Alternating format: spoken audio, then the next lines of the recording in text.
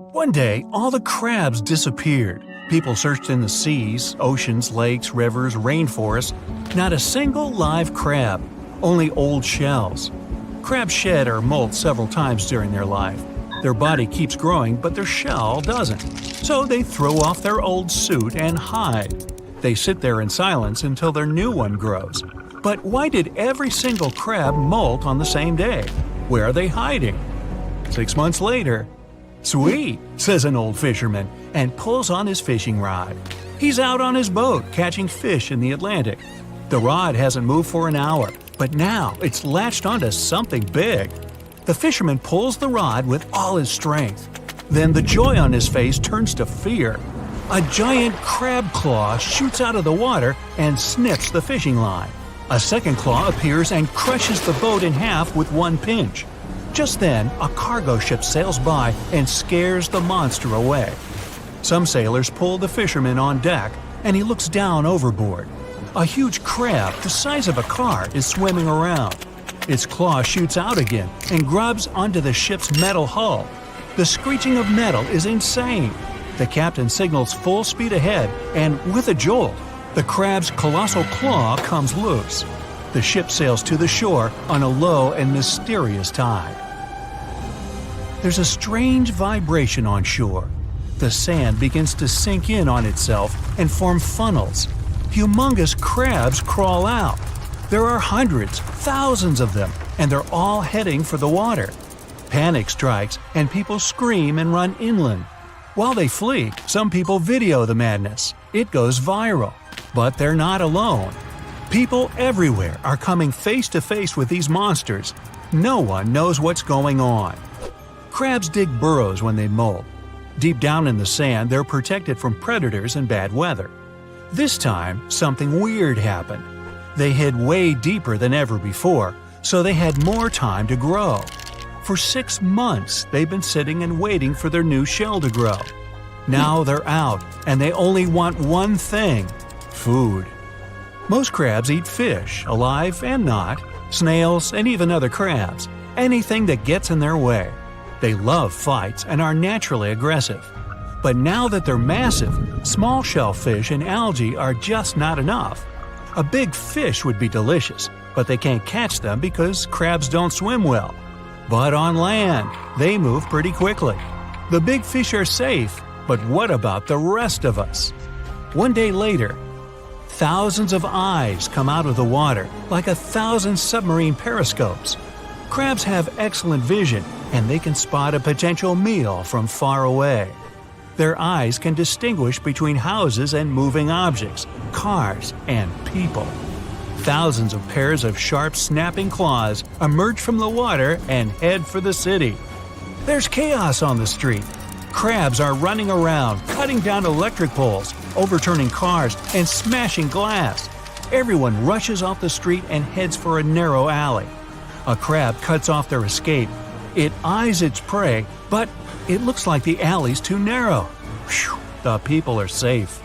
Not. The crab turns sideways and squeezes into the alley. It's hungry, and it starts snapping its claws. They're blocked in on all sides. The crabs are everywhere. The only way is up. People scramble up the fire escape to the roof. The crabs try to follow, but everything they grab onto, trees, even the metal fire escape, crushes under their enormous weight. The crabs are left looking up, hungry. Up on the roof, people watch as crabs destroy their city. Humans hunker down in their homes, but that doesn't stop the crabs. They break down doors and walls. Everyone gathers on the roofs, looking up to the sky for help. Helicopters finally arrive and evacuate the city. Huge crabs bring huge problems to Christmas Island. It's in the waters between Indonesia and Australia. The islanders pack their bags, drive to the pier, and leave the island. They're pretty scared, but also a bit confused. Once the last human's gone, the island gets quiet. But there still aren't any crabs. What's going on? The sky is overcast, and it starts to rain heavily. As soon as the first drop hits the ground, a tiny vibration shoots across the land. The rainforest in the middle of the island starts to change shape. Trees fall and the earth shakes. But this is not an earthquake. It's worse. Giant red crabs poke their heads out. Not hundreds, not thousands, but tens of millions. These crabs migrate every year from the rainforest to the coast of the Indian Ocean to breed. Even at normal size, the crabs cover the roads. They look like a long red river. The migration lasts about 3 weeks. But now that these crabs are so big, they cover almost half the island. They demolish trees, cars, houses, everything in their path. Then, just like that, they disappear into the Indian Ocean. It looks like a typhoon swept over the whole island. Crab hunters appear all over the world. They trap the monsters and tame them. But no, people don't use crabs as pets. They sit on them and joust. In the Middle Ages, 2 knights with spears would ride on horseback and charge at each other. Now there are crab tournaments. Supersized crabs instead of horses, and claws instead of spears. The strongest crabs live on the tropical islands in the Indian and Pacific Oceans. Coconut crabs. They don't need much water, they mostly live in forests, and their claws are the strongest of any crab. The only thing that comes close is the awesome power of an alligator bite. Try to split a coconut. You'll need a hammer, maybe some other tools. These crabs do it with their claws, and that's when they were regular size. Now they can chop a palm tree in two without breaking a sweat. But there is some good news out there. Japan is home to some useful crabs, spider crabs, the largest in the world. Their normal size is about 12 feet from claw to claw, about the length of a car. Their long legs make them look like spiders. There's not a lot of animals out there who would want to go up against such a large crab. These new spider crabs are 5 stories tall, and they take steps 10 feet long. The really cool thing is that these crabs can live up to 100 years. Even better, they're not aggressive. These big, friendly giants mostly eat plants, and they're tame to ride, kind of like riding an epic-sized camel. Now that crabs don't have any competitors or enemies, their population starts to explode. They take over the planet. Humans are helpless. Their strong shells protect them from danger, and their sharp claws mean business. Cities put up gargantuan walls to protect themselves, and scientists try desperately to figure out a solution. Crabs don't only live near the shore, they live in forests, rivers, lakes, almost anywhere there's moisture. It's hard enough to fend off one giant crab, let alone hundreds. People start to head for the safety of large, dry deserts. It's hard to survive. Humans need food and water, just like the huge crabs. Crabs are taking over everything. Humans don't have the resources to stop them. It seems like all hope's lost. But just then, they remember. There's no need for scientists and inventors. There's an old fisherman's trick that might just be the key to controlling the crabs. It's called a crab's bucket or crab trap. If you put a bunch of crabs into one bucket, they won't be able to get out. By instinct, they start to interfere with each other. One crab climbs up, but the other crabs grab it and pull it back down. Doesn't have to be a bucket. The traps can be all kinds of shapes: funnel, cube, even pyramid shaped. And that's what people decided to do. They dig deep ditches all over the world and line them with concrete so that the monster crabs can't dig their way out. Then they lure the crabs in with some tasty fish and seaweed. Once the crabs go in, they're trapped for good. Victory! And soon, down at supermarkets all over the world, there's a special sale on fresh crab. Hey, don't forget the seafood sauce. Ah, it's a lovely day for a boat ride in the swamp. If not for these mosquitoes, then today would be perfect. But for some reason, the mosquitoes keep getting bigger the further you go into the swamp. They started out as tiny, almost invisible insects, and can now be the size of your thumb. You can hear their buzzing as they whiz past you. You go deeper to investigate why they're so big. Eventually, you see a large cluster of mosquitoes the size of your hand buzzing around. They notice you and start flying toward you. You grab a branch and start swatting them away. You run back to your boat and try to escape, but they follow you, and some manage to land on you.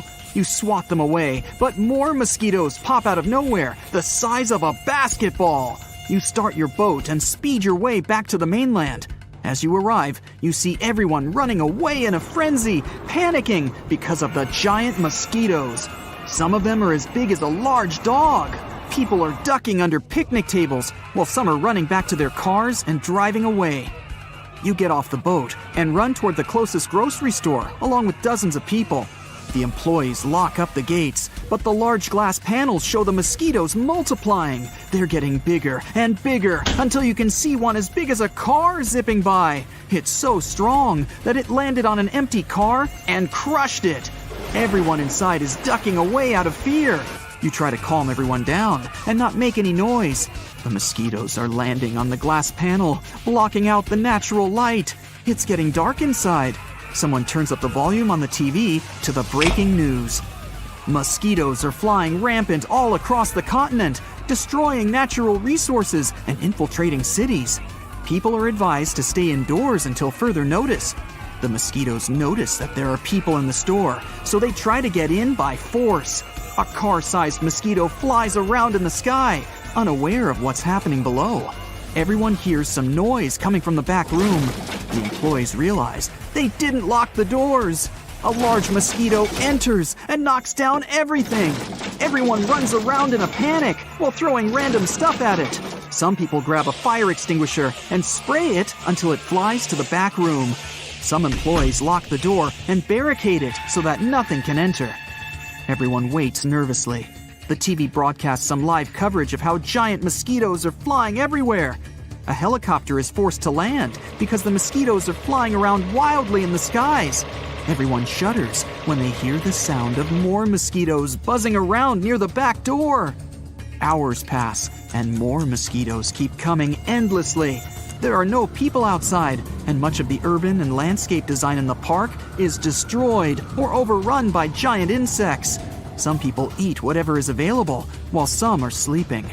A piece of breaking news interrupts the live coverage and shows that there will be armored buses ready to pick up people near the picnic site. However, the buses won't drive to hotspots since it'll be too dangerous. The only way to get on them is by being on the highway in 2 hours. Everyone tries to call their loved ones, but the cell towers have been knocked down and no one can call anyone. The mosquito that broke in a while ago destroyed the only landline that was present. People are arguing about whether they should stay or go. More insects covered the only clear patches of the sky until the sun disappears. The people split into two parties, those who are leaving to catch the bus and those who want to stay. The employees know a back way that can quickly lead to the highway. The only problem is that it'll take around 20 minutes on foot, and there are no cars to use. The way is tricky. First, they would need to escape through the main entrance and head through the bushy forest behind the dumpsters. Over there, they can enter a building, possibly through the sewers, which will lead to the lake next to the highway. The first party decides to leave. They prepare supplies for the breakout. Every second, more mosquitoes arrive, covering the sky. They gear up with anything they can find to protect themselves. Mosquitoes are attracted to the carbon dioxide that people breathe out, and they know that there's a source coming from the grocery store. Once everyone is ready, they get some makeshift torches and light them up. They add some barbecue fuel to keep the fire going. You're part of the party that is planning to escape. The doors open, and everyone makes a break for it behind the dumpster. Many mosquitoes try to attack you, but the smoke from the fire repels them. Every second, more mosquitoes are filling the sky and the environment. Many people end up running back into the store since they couldn't make it past the dumpster to the other building. Eventually, the rest of the people, including yourself, run toward the building. But it's locked, and no one can break down the door. Plan B is to break the glass from a window and crawl inside. You grab a rock and smash the closest window. The only problem is that the mosquitoes can follow you inside. So without any options left, you pull through and run to the basement of the building to find the entrance to the sewer. Success! You found it, and everyone descends to the bottom. No mosquitoes in sight, just rats. You're walking knee-high in sewer water with it flowing past you, but it's only a few minutes until you reach the river. Another problem is that the sewer isn't going to the lake, but somewhere deep into the sewer channels. You follow it until you see what looks like an outlet. You make it out and are near a water hole where all the discarded sewage leads next to the swamp. The only problem is that you're not next to the highway anymore, and time is running out. More mosquitoes are swarming the air, but they don't bother buzzing next to you. You notice some cat-sized creatures floating on the water. These are baby mosquitoes, or the larvae, and they're coming your way. You and everyone else swim for your lives to the shore.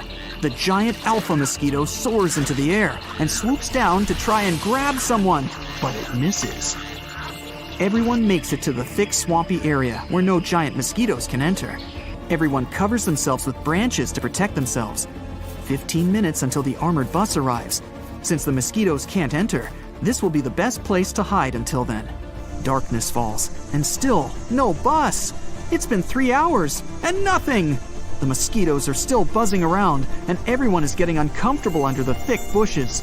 After a while, everyone hears a roaring engine and sees lights flashing on the highway. Everyone gets up and runs to the bus, but you stop them to not draw the mosquitoes' attention. You volunteer to sneak out and stop the bus, and then everyone else can follow without drawing too much attention. You move a couple of branches, step over some tree bark, and crawl to the highway. You try to hold your breath so that you won't make any heavy breathing sounds. You reach the side of the road and wave your arms to stop the bus. It pulls over and the door opens. You signal the rest of the people to follow, and they follow your lead. Everyone is inside and safe. Some mosquitoes notice and start pecking on the bus, but the armor is sturdy. The bus drives off looking for other people along the road. And suddenly, a Goliath lands in front of you.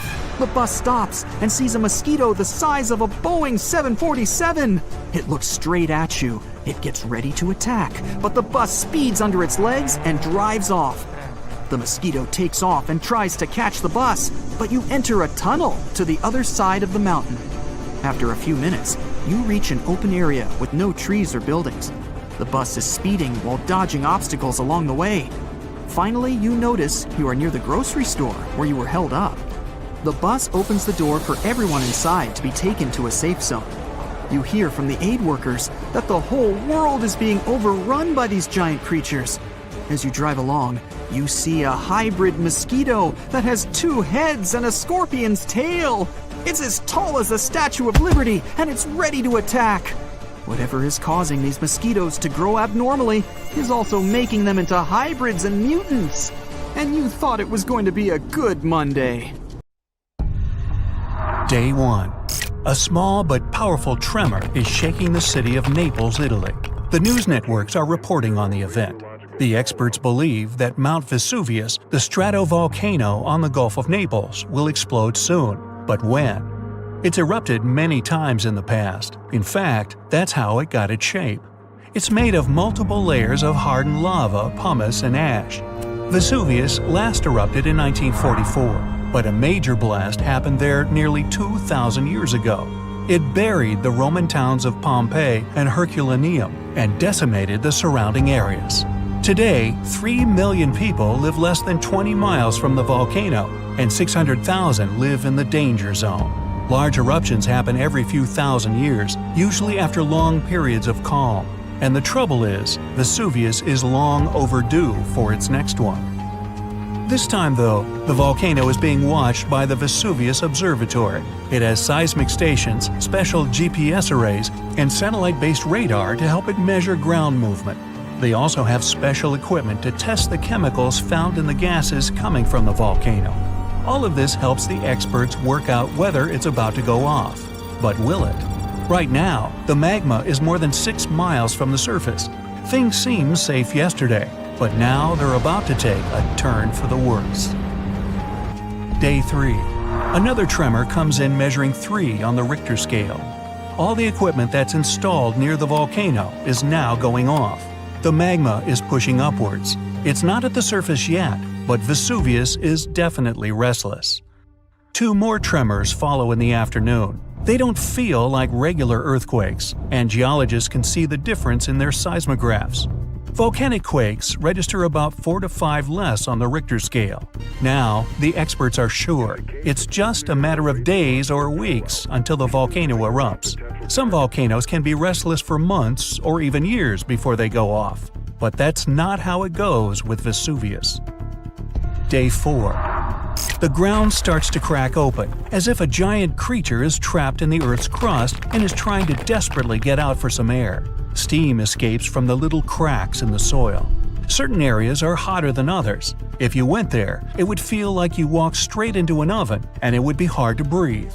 Some sheep got too close to the mountain and passed out. When the farmer found them, he almost collapsed too, not from the heat, but from the gases. Carbon dioxide and hydrogen sulfide are being released into the air. The entire area around the volcano smells like rotten eggs, and many of the forest animals are now staying clear.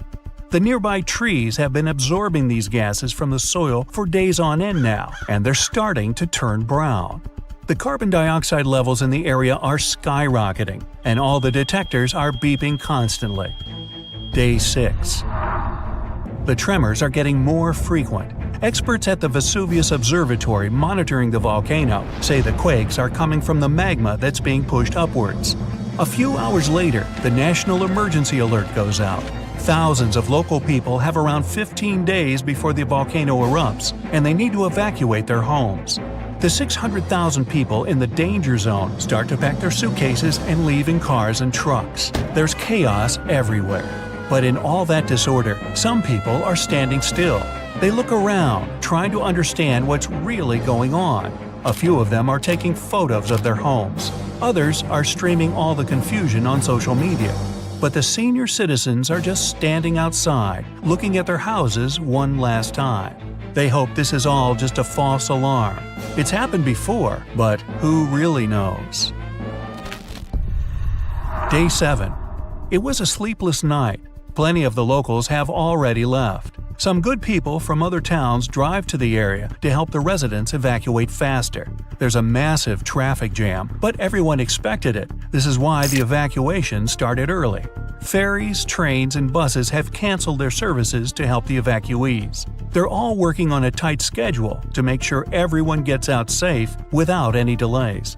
Some people refuse to leave, but their neighbors eventually convince them to go.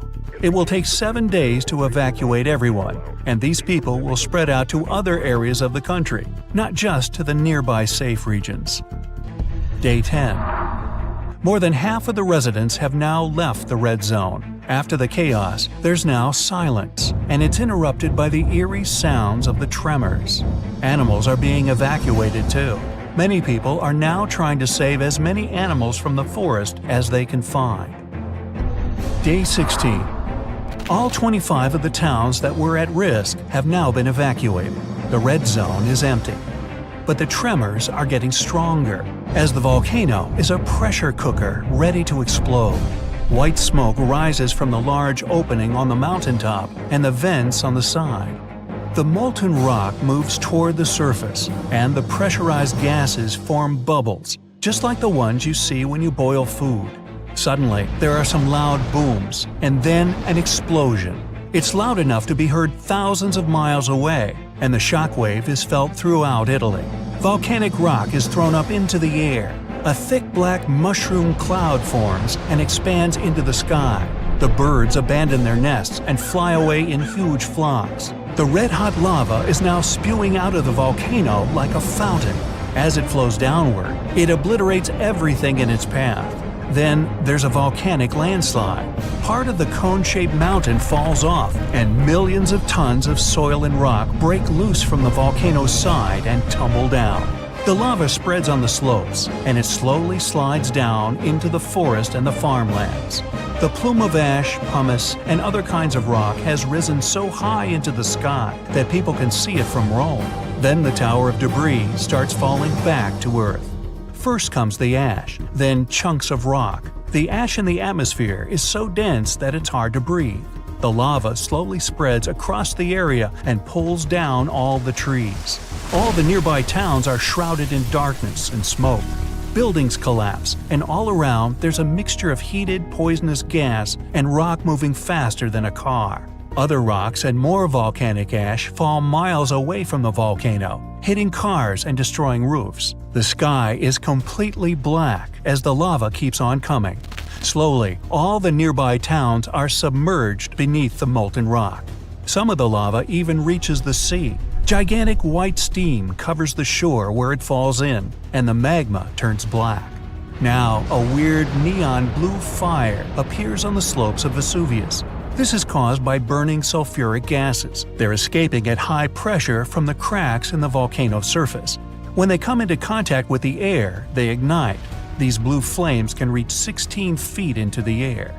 Now, all nearby flights are canceled, and many planes have to change course to reach their destination.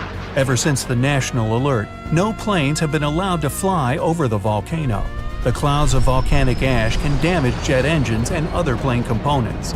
The water supply is now contaminated by streams of volcanic ash, and it smells unbelievably bad.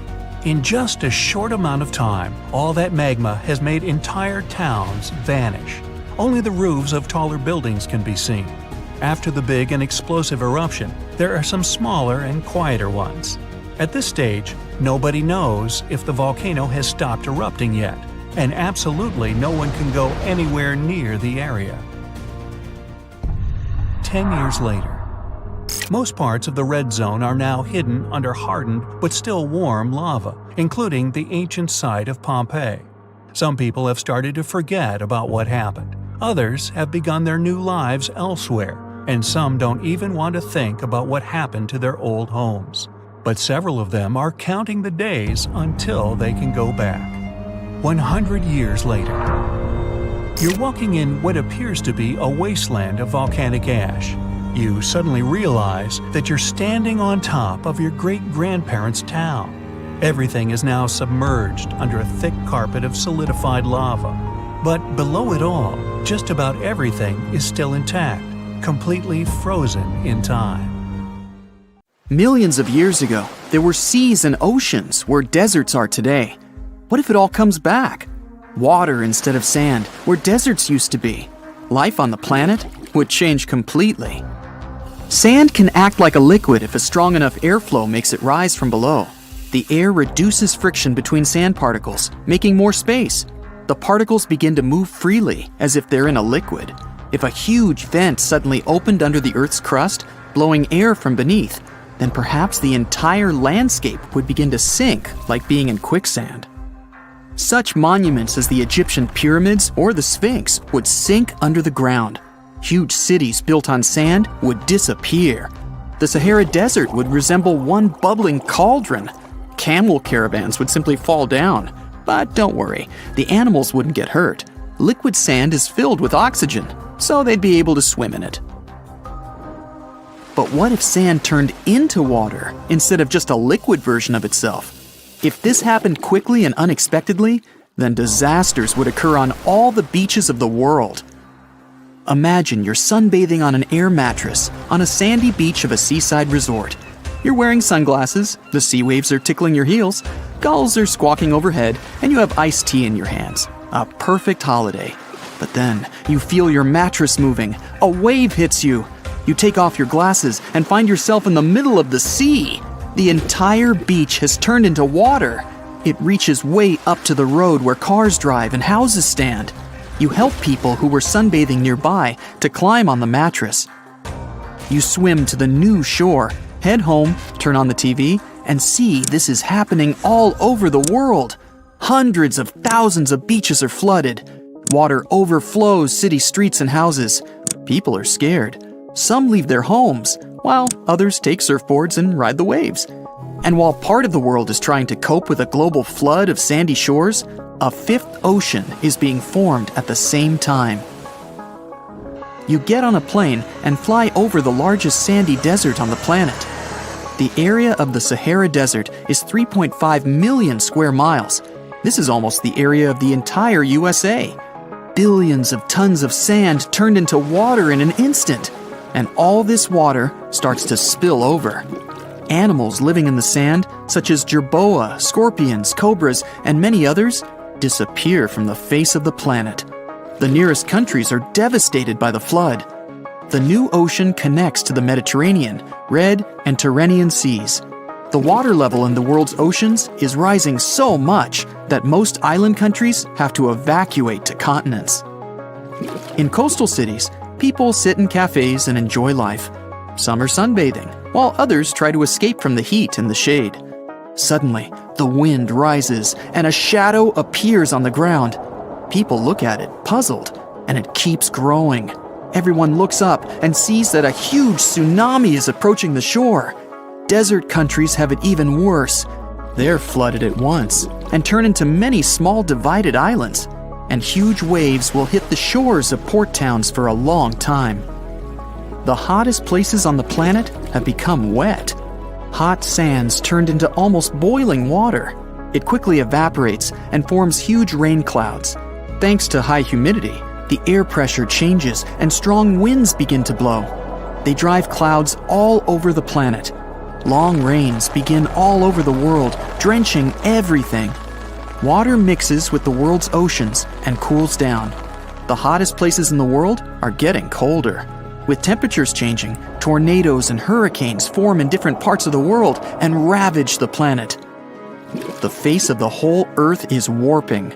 New seas, lakes, and rivers form all over the world. Before, water comprised 70% of the planet's surface. Now, it's 90%. Fortunately, cataclysms don't last long. Even though sands cover a lot of land, they're not very thick. The depth of the ocean is hundreds of times deeper than the depth of sand in a desert. In some, the sand is only a few inches thick. Only the largest dunes may reach 150 feet in thickness. The water levels will rise drastically and will probably never return to what they used to be. But at least the weather will calm down sooner or later. But something bad is still going to happen. Every year, 2 billion tons of dust rise into the air. Most of it comes from deserts. Particles of this dust contain useful elements and bacteria. The wind carries them all over the planet. A quarter of this dust comes to rest in seas and oceans. Bacteria and nutrients feed small creatures in the ocean, such as phytoplankton or krill. These creatures, in their turn, are food for small fish and even whales. And the fish are food for predators, as well as for many land animals. So, if sands turn into water, the ocean will lose a lot of its nutrients. The good news is that it won't last long either. Nutrients and bacteria will adapt to the new conditions and will be able to evaporate with water, which condenses into rain clouds. The largest variety of the marine world lives in shallow waters not far from the coast. The desert turned into water gives ideal conditions for new life to develop. New species of animals appear that can survive in hot water. Many creatures that lived in hot sands have now adapted to marine life. Camels have learned to swim, and small reptiles can hold their breath underwater for a long time. Thanks to hot weather and shallowness, a huge amount of seaweed grows on the bottom that can withstand high temperatures. The new ocean now resembles a multicolored garden of marine plants. People are also trying to adapt. They build towns on massive wooden structures right on the water and attach them to the bottom with long chains. Fishing has become the main source of food for all humankind. Cars have become obsolete. Everyone wants boats. Famous expensive car brands now design luxury yachts and ships. Also, everyone learns to swim, and every resident of sea cities is an excellent swimmer. All the new water was fresh until it mixed with the sea and gained its saltiness. People have created special filters that turn this water fresh. Global stocks are increasing. There are almost no places left in the world where people don't have enough water. But what if our situation became stranger still, and all the sand on the planet, not only on beaches and in deserts, turned into liquid? All hourglasses in the world would accelerate because the water flows much faster than sand. Sand is also used for all types of construction works. They use it in the production of concrete and to lay a strong foundation. It would be impossible to create bricks and clay without sand. Almost all houses, not counting wooden ones, would simply fall apart. But wooden houses could just rot because of the high humidity levels. Sand is used for glass. Production of mirrors, windows, and light bulbs would be greatly reduced. World reserves of drinking water would decrease as sand is a natural filter for purification. There would be huge traffic jams on the roads because, well, there would be no roads to speak of. Imagine you're driving a car and its wheels turn into jelly. Road vehicles would be severely affected. Planes would also stop flying because sand is used in the construction of the runway. The only means of transportation left would be ships. Sand is present almost everywhere on our planet, so the water would begin to moisten and wash away the soil. The whole world would turn into a vicious marsh, and it would be very difficult to move around. The humidity levels would increase significantly, and thick fogs would appear every day.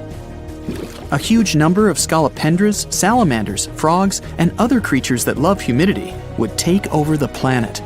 Some insects may evolve and increase in size thanks to the new ideal conditions.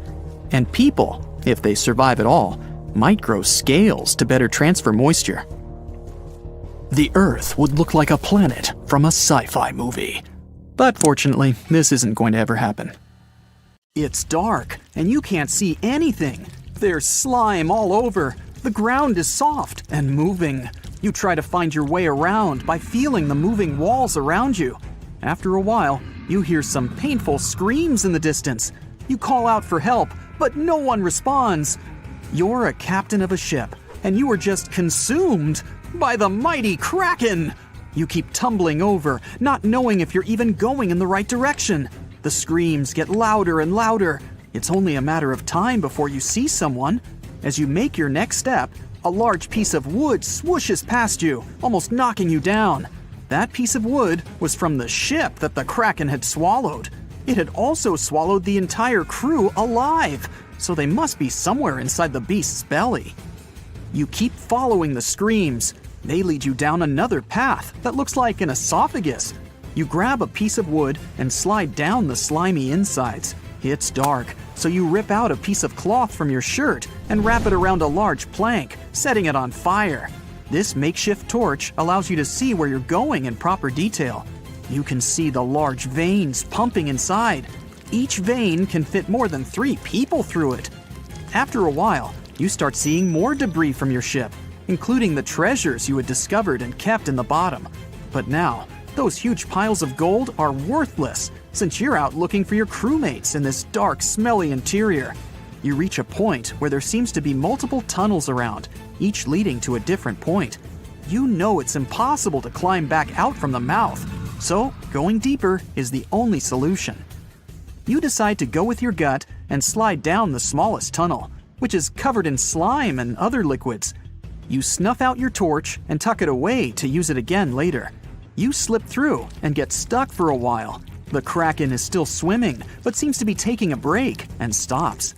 The giant veins and blood vessels slow down, and the flesh tunnel that you're crawling through becomes wider.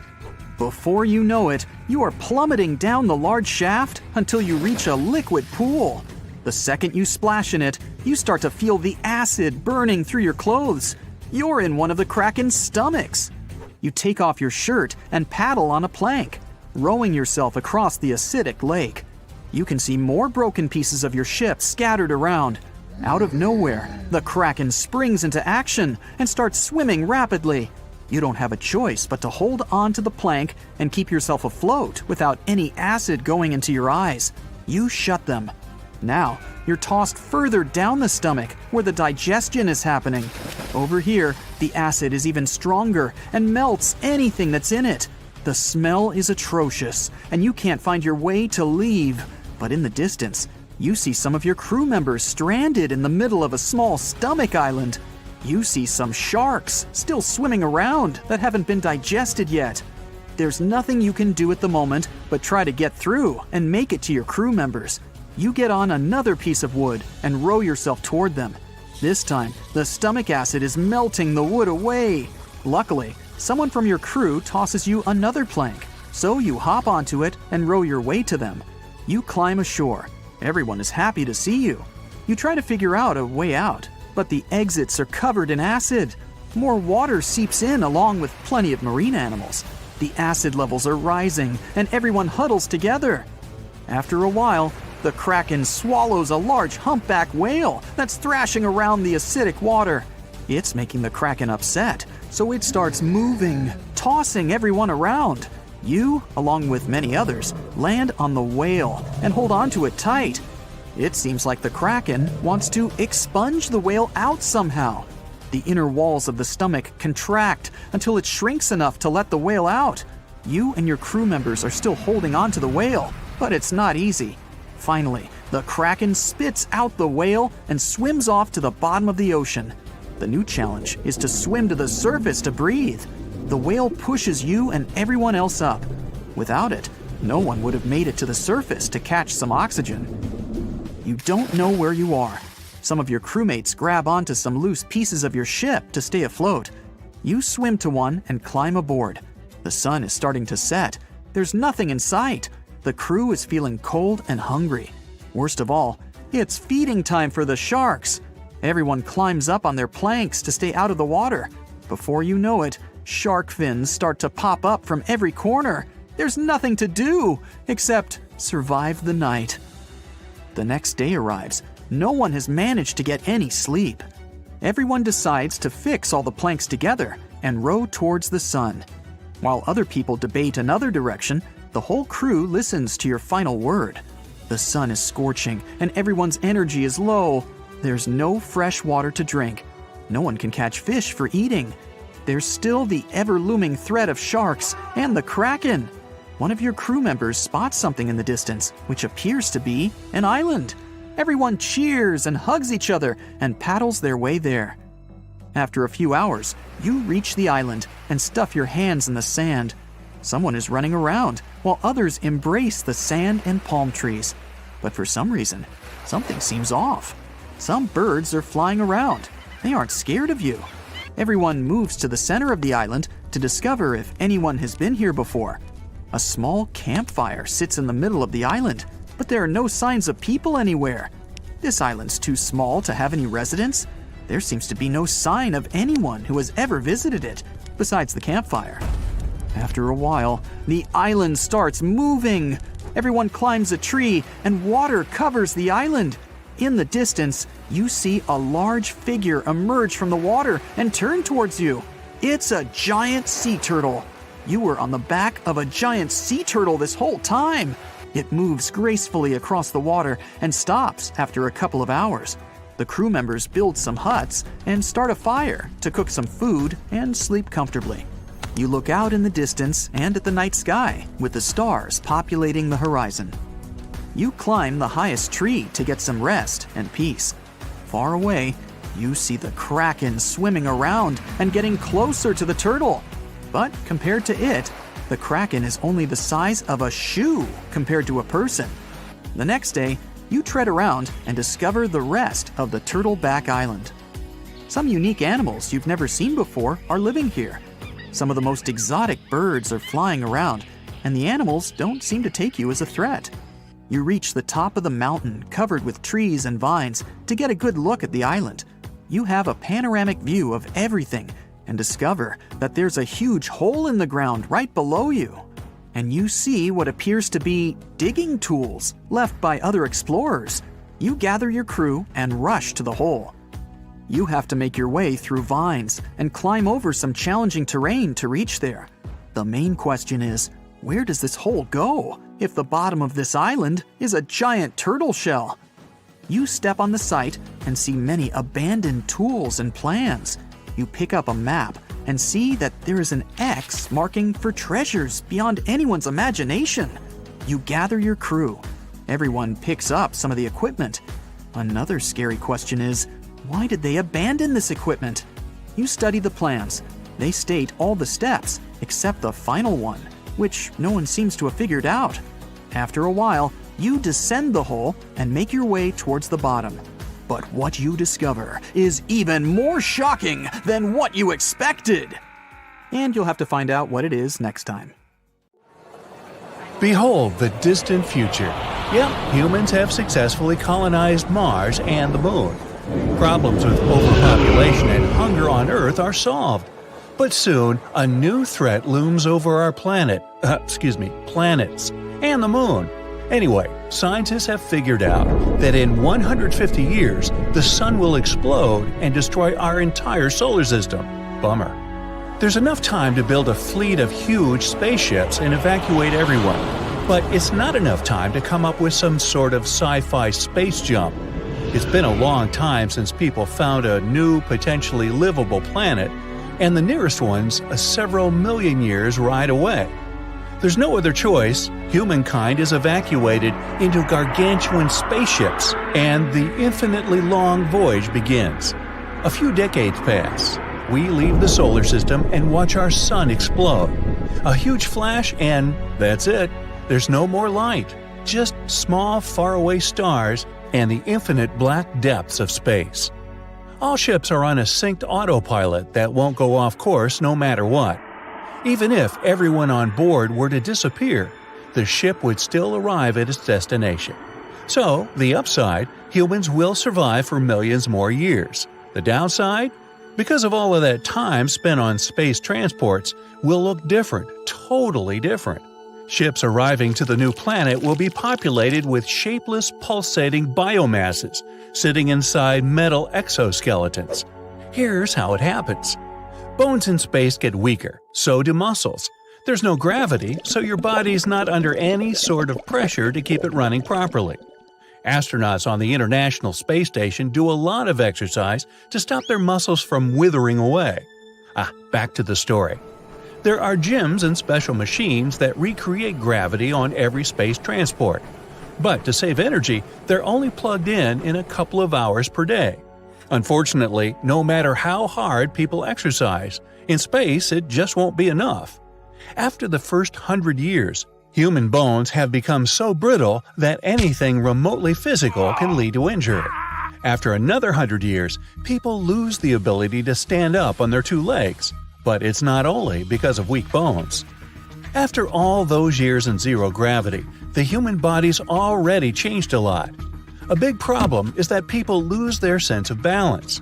If you try to stand up, you'll just fall. The ship's captains dismantled the gravity machines. They weren't working anyways. And all the sports equipment on board got taken apart ages ago and used as spare parts for the ships. The lack of gravity didn't just make people weaker. It also made them taller. The spine needs gravity to keep it stable, and now all those backbone discs have stretched themselves out. Humans are starting to look like blow-up toys. Everyone's given mechanical arms and legs. You just strap them on and get to work.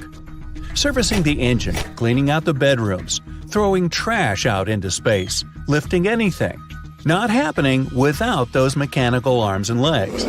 Time passes, and people become more helpless. Luckily, the mechanical bodysuits keep getting better and better. Since the sun collapsed in on itself, human eyes have been having a hard time. Inside the ships, the sun is replaced by special artificial light that also gives off vitamin D. Since there's way less light overall, people's pupils become whiter. Then, after a few more centuries, their vision really starts going downhill. But this problem is solved by technology. Artificial lenses magnify light and keep humans from going completely blind. The ships get disinfected every single day. That stops bacteria and microbes from multiplying. But it also means that the human immune system doesn't have to fight off any diseases. Pretty soon, humans can't defend themselves against anything. Even a mild cold could be seriously harmful. It's fine for now. There are no germs or anything on board. But what's going to happen later on down the road? On the ship, millions of plants grow in special greenhouses with water and ultraviolet light. The plants produce oxygen and spread it through the entire ship. Of course, it's not enough oxygen to satisfy millions, but it helps people remember the planet they left behind. After centuries of living on spaceships, humans have adapted to the new conditions and almost stopped breathing. Lungs have disappeared almost completely, and humans are starting to develop other ways of getting oxygen. From water, from liquid oxygen tanks, we're becoming a totally new species. But it's not all bad. Genetic engineering is developing every year. Full-fledged life support suits are created. They help with movement, strength, speed, vision, hearing, even speech. People's voices get so weak they can only speak in whispers. Luckily, the suits have built-in microphones and speakers. There's no food anymore, just specially created liquids. After all that time in space, the human stomach can't digest anything anyway. Fancy a handful of peanuts or a small cracker? Forget it! In the beginning, the special space food had loads of flavor, but over time, people sort of forgot what things were supposed to taste like.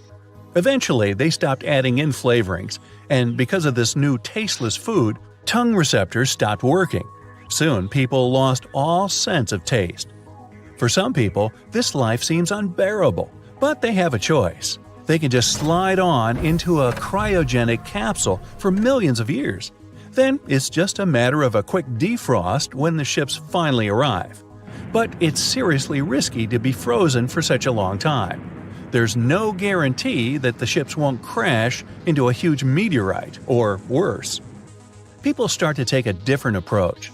They upload their consciousness to a central computer. It's safer and requires much less power. And when you wake up, you can just download your mind into a new modified human suit. Some people decide to stay awake and live a, quote, normal life. Thousands of years pass, then millions. Humans look really different now.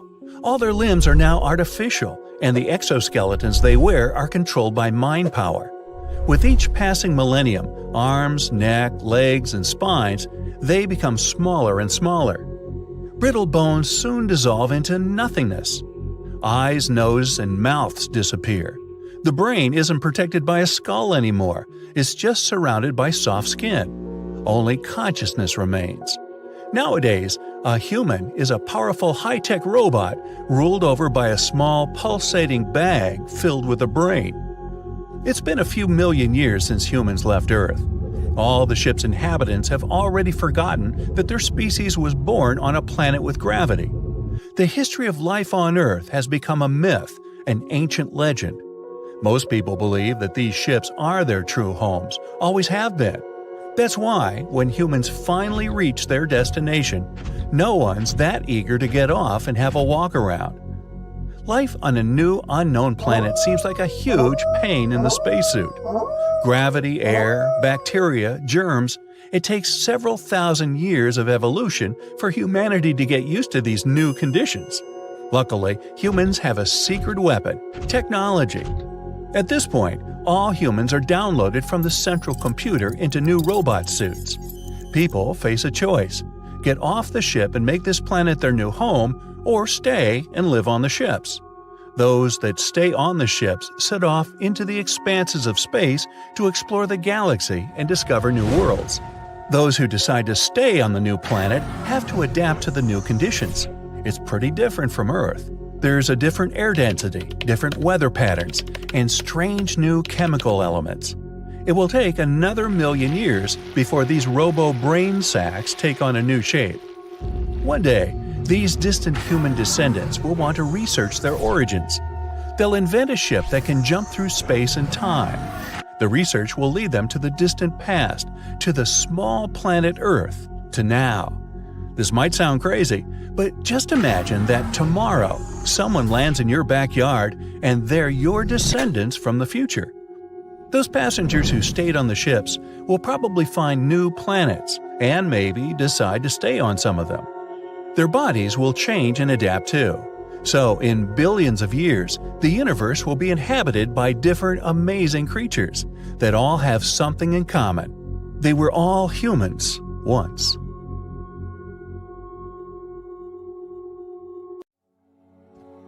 You've spent your entire life researching microorganisms. Last few years, you've been creating a device that can shrink you in size. And finally, it's ready. At first, you want to shrink yourself to the size of a thumb so you can probably see some microbes with the unaided eye. And then, after more experimenting, you hope to shrink to the size of a bacterium yourself. To make the journey safe, you put on a special suit, similar to a spacesuit. It's equipped with a life support system. You direct a beam from the device at yourself. The beam must change your mass and volume. To return to the previous state, you must stand on a round platform the size of a hockey puck. You put it near your feet so you can easily climb on it when you get smaller. Press the button and activate the machine. Ooh, something's wrong. The device gives an error and you shrink not to the size of a thumb, but 1,000 times smaller, to the size of a bacterium. Oops. You become so small that the fleece of the carpet on which you were standing seems to be the size of huge trees. Now don't panic. You need to find the puck, stand on it, and you'll return to your normal size. It was right next to your feet, just an inch away. Wait, but what's 1 inch now, when 1,000 people your size can fit on the tip of a human hair? You decide to climb the fleece to see where the puck is. You can't see the lab ceiling. The room is out of focus because of its huge size. You're surrounded by thousands of bacteria.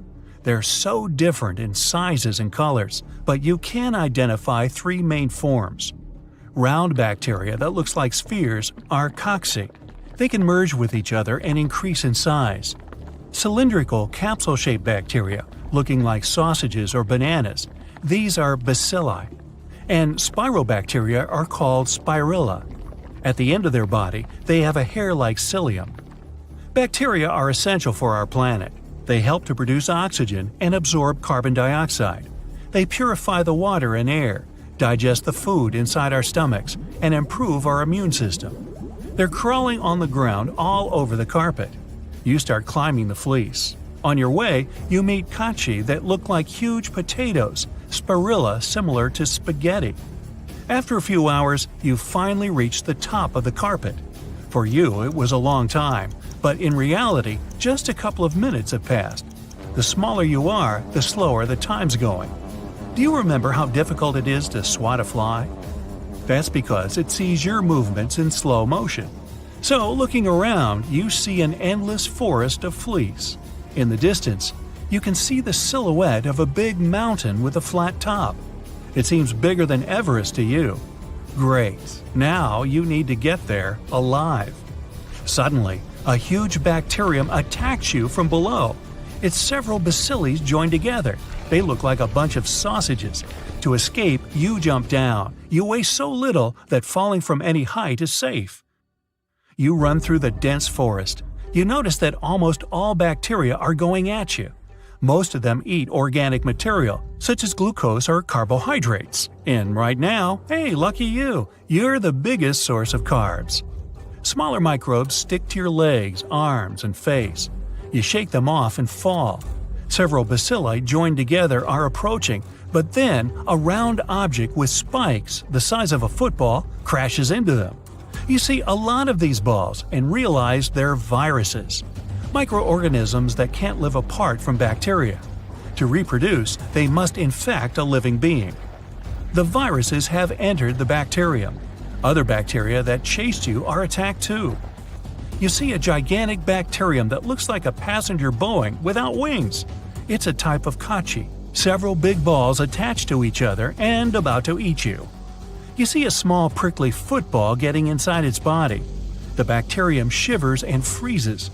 After a moment, a hole appears in it, and hundreds of thousands of viruses fly out.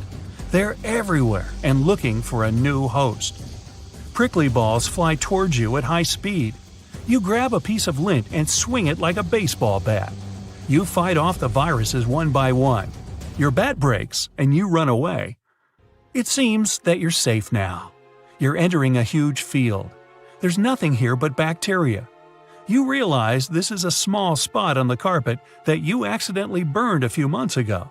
There's 1 billion microbes here, and they're multiplying at a tremendous rate. One bacterium increases in size and splits into 2. After a few minutes, these 2 bacteria also grow and divide. Now there are 4 of them. The colony of bacteria grows exponentially. With such rapid reproduction, a single bacterium can create offspring weighing about a ton in 24 hours. After 5 days, the bacteria will be able to fill all the seas and oceans.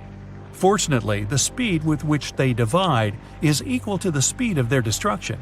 Dryness, a ray of light, high temperature, humidity, all these phenomena control the population of microbes.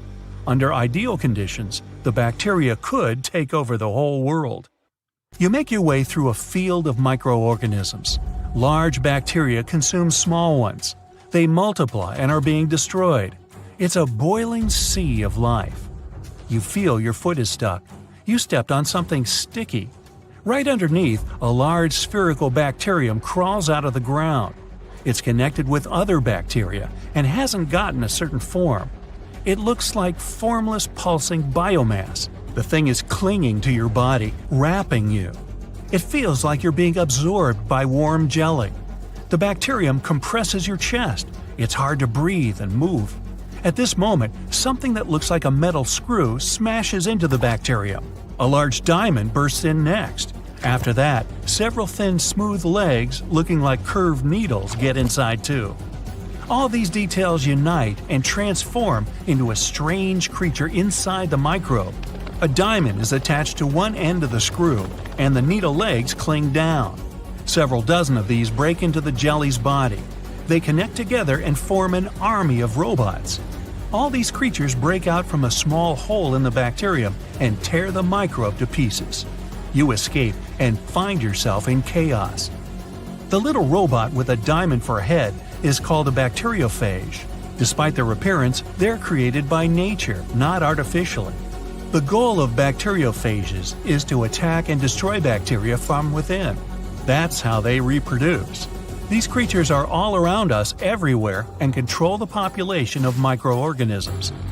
When bacteria multiply inside the human body, they leave waste products of decay. This waste is harmful to the body, so it has to fight. Sometimes doctors use bacteriophages, so they help to get rid of bad microbes. They don't attack anything but bacteria.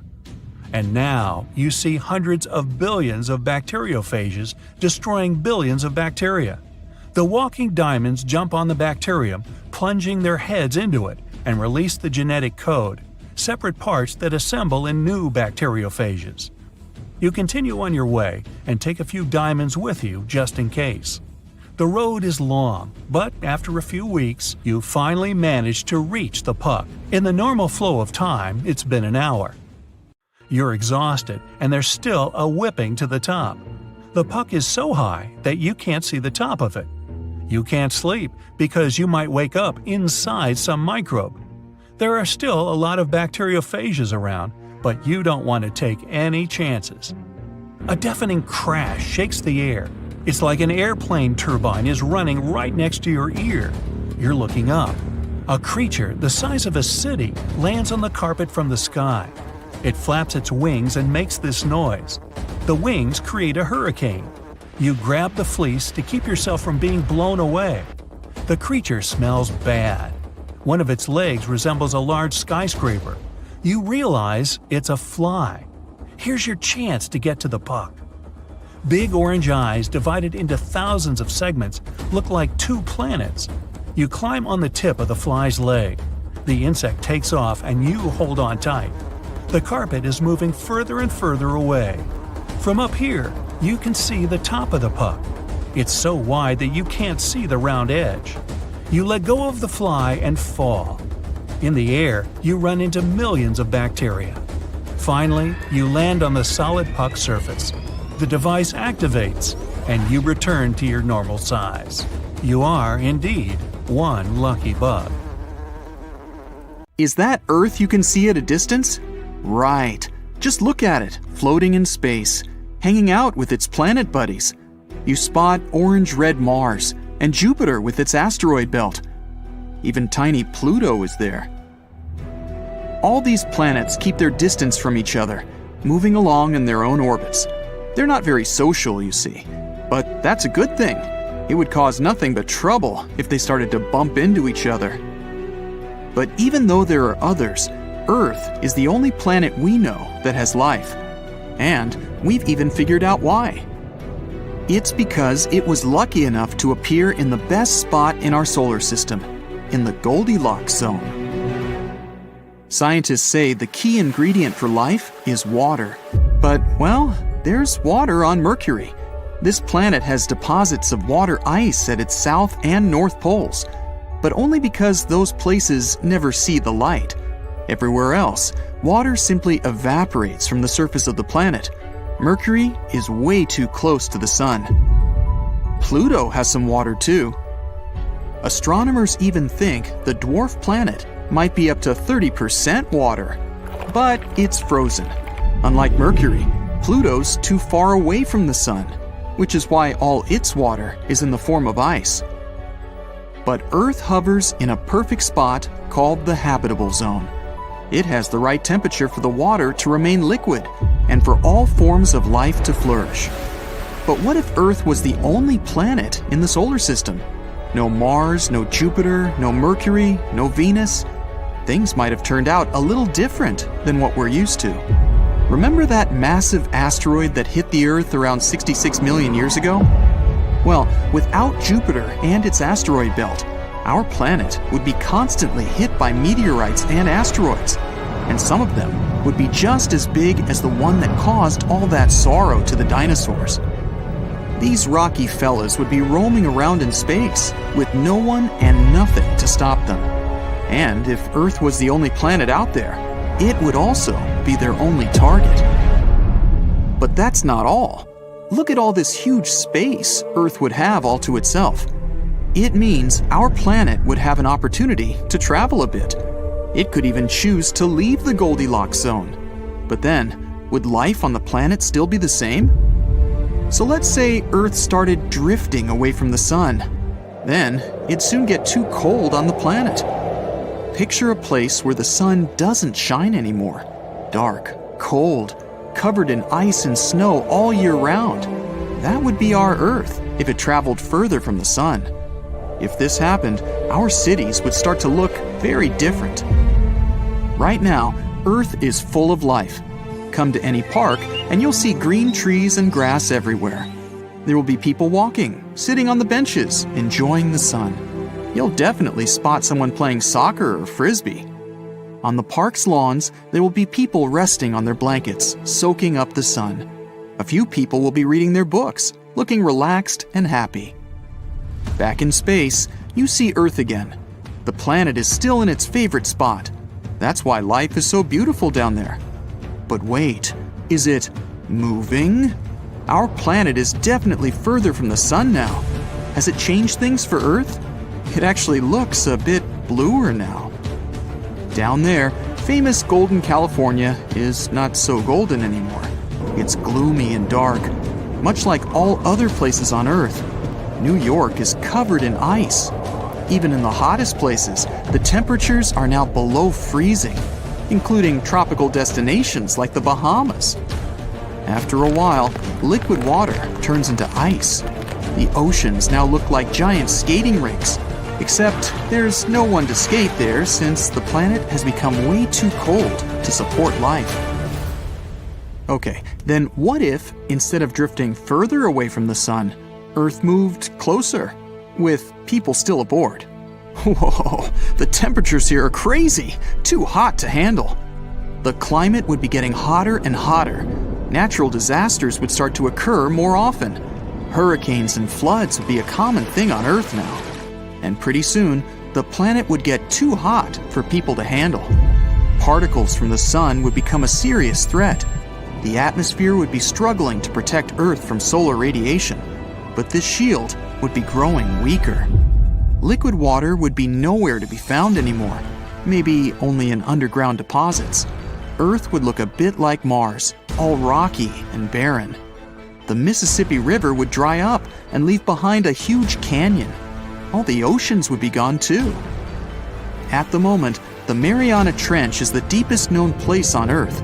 It's incredibly hard to reach its bottom because of the immense water pressure there. But without water, trips to the deepest spot on Earth would be possible. It would help people uncover some more of Earth's secrets. If people still lived on the dry and scorching hot planet, that is. In other words, if someone was to explore Earth after the planet had moved closer to the sun, everything would be completely different.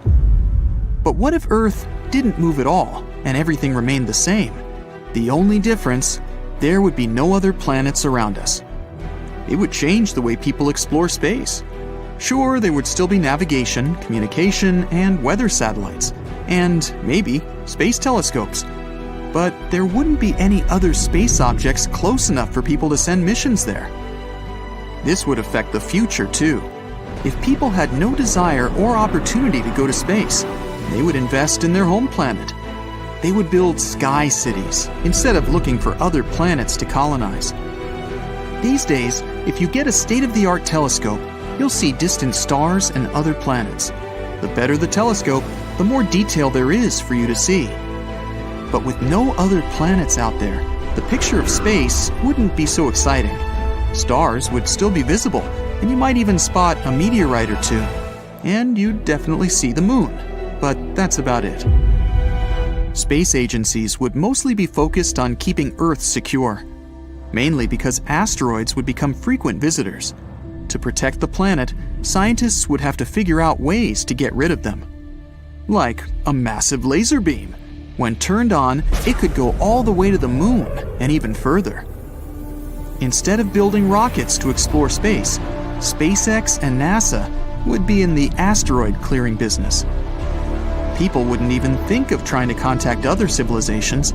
If there were no planets similar to Earth, they would consider it a wasted effort. This means no radio signals being constantly sent out to space. A curious fact, in February of 2008, the Beatles' song Across the Universe was beamed into deep space. It was done to celebrate both the song's 40th anniversary and NASA's 50th anniversary. In the 70s, people also sent a radio signal out into space. It contained some basic information about humans and the solar system. But it was more a feat of strength for technology than an attempt to contact any alien buddies we might have. With no planets around, the world of sci-fi would change too. There would be no more movies about deep space exploration. No massive spaceships and rockets would appear on the big screen.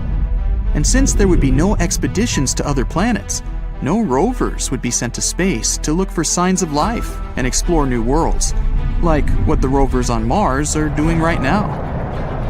People would concentrate more on their own planet.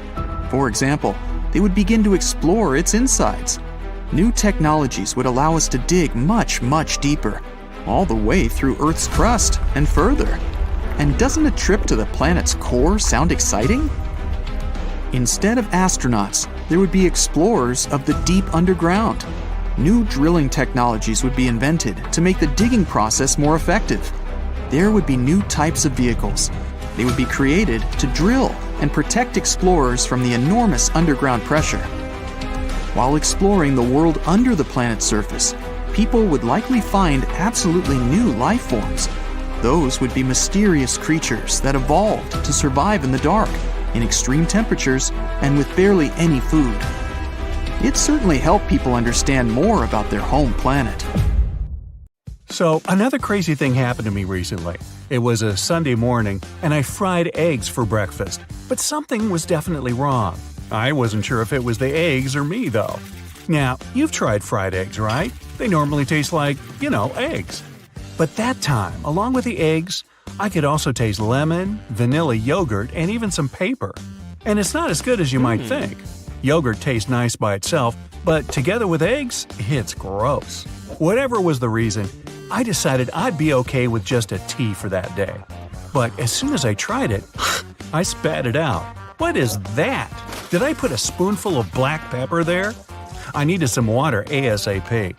I got a glass and, thankfully, it was just a regular glass of water. I tried to eat some strawberries, but along with the normal strawberry taste, they had a taste of hot chili. That's not a good combination, to be honest. It looked like something happened to all of the food in the house.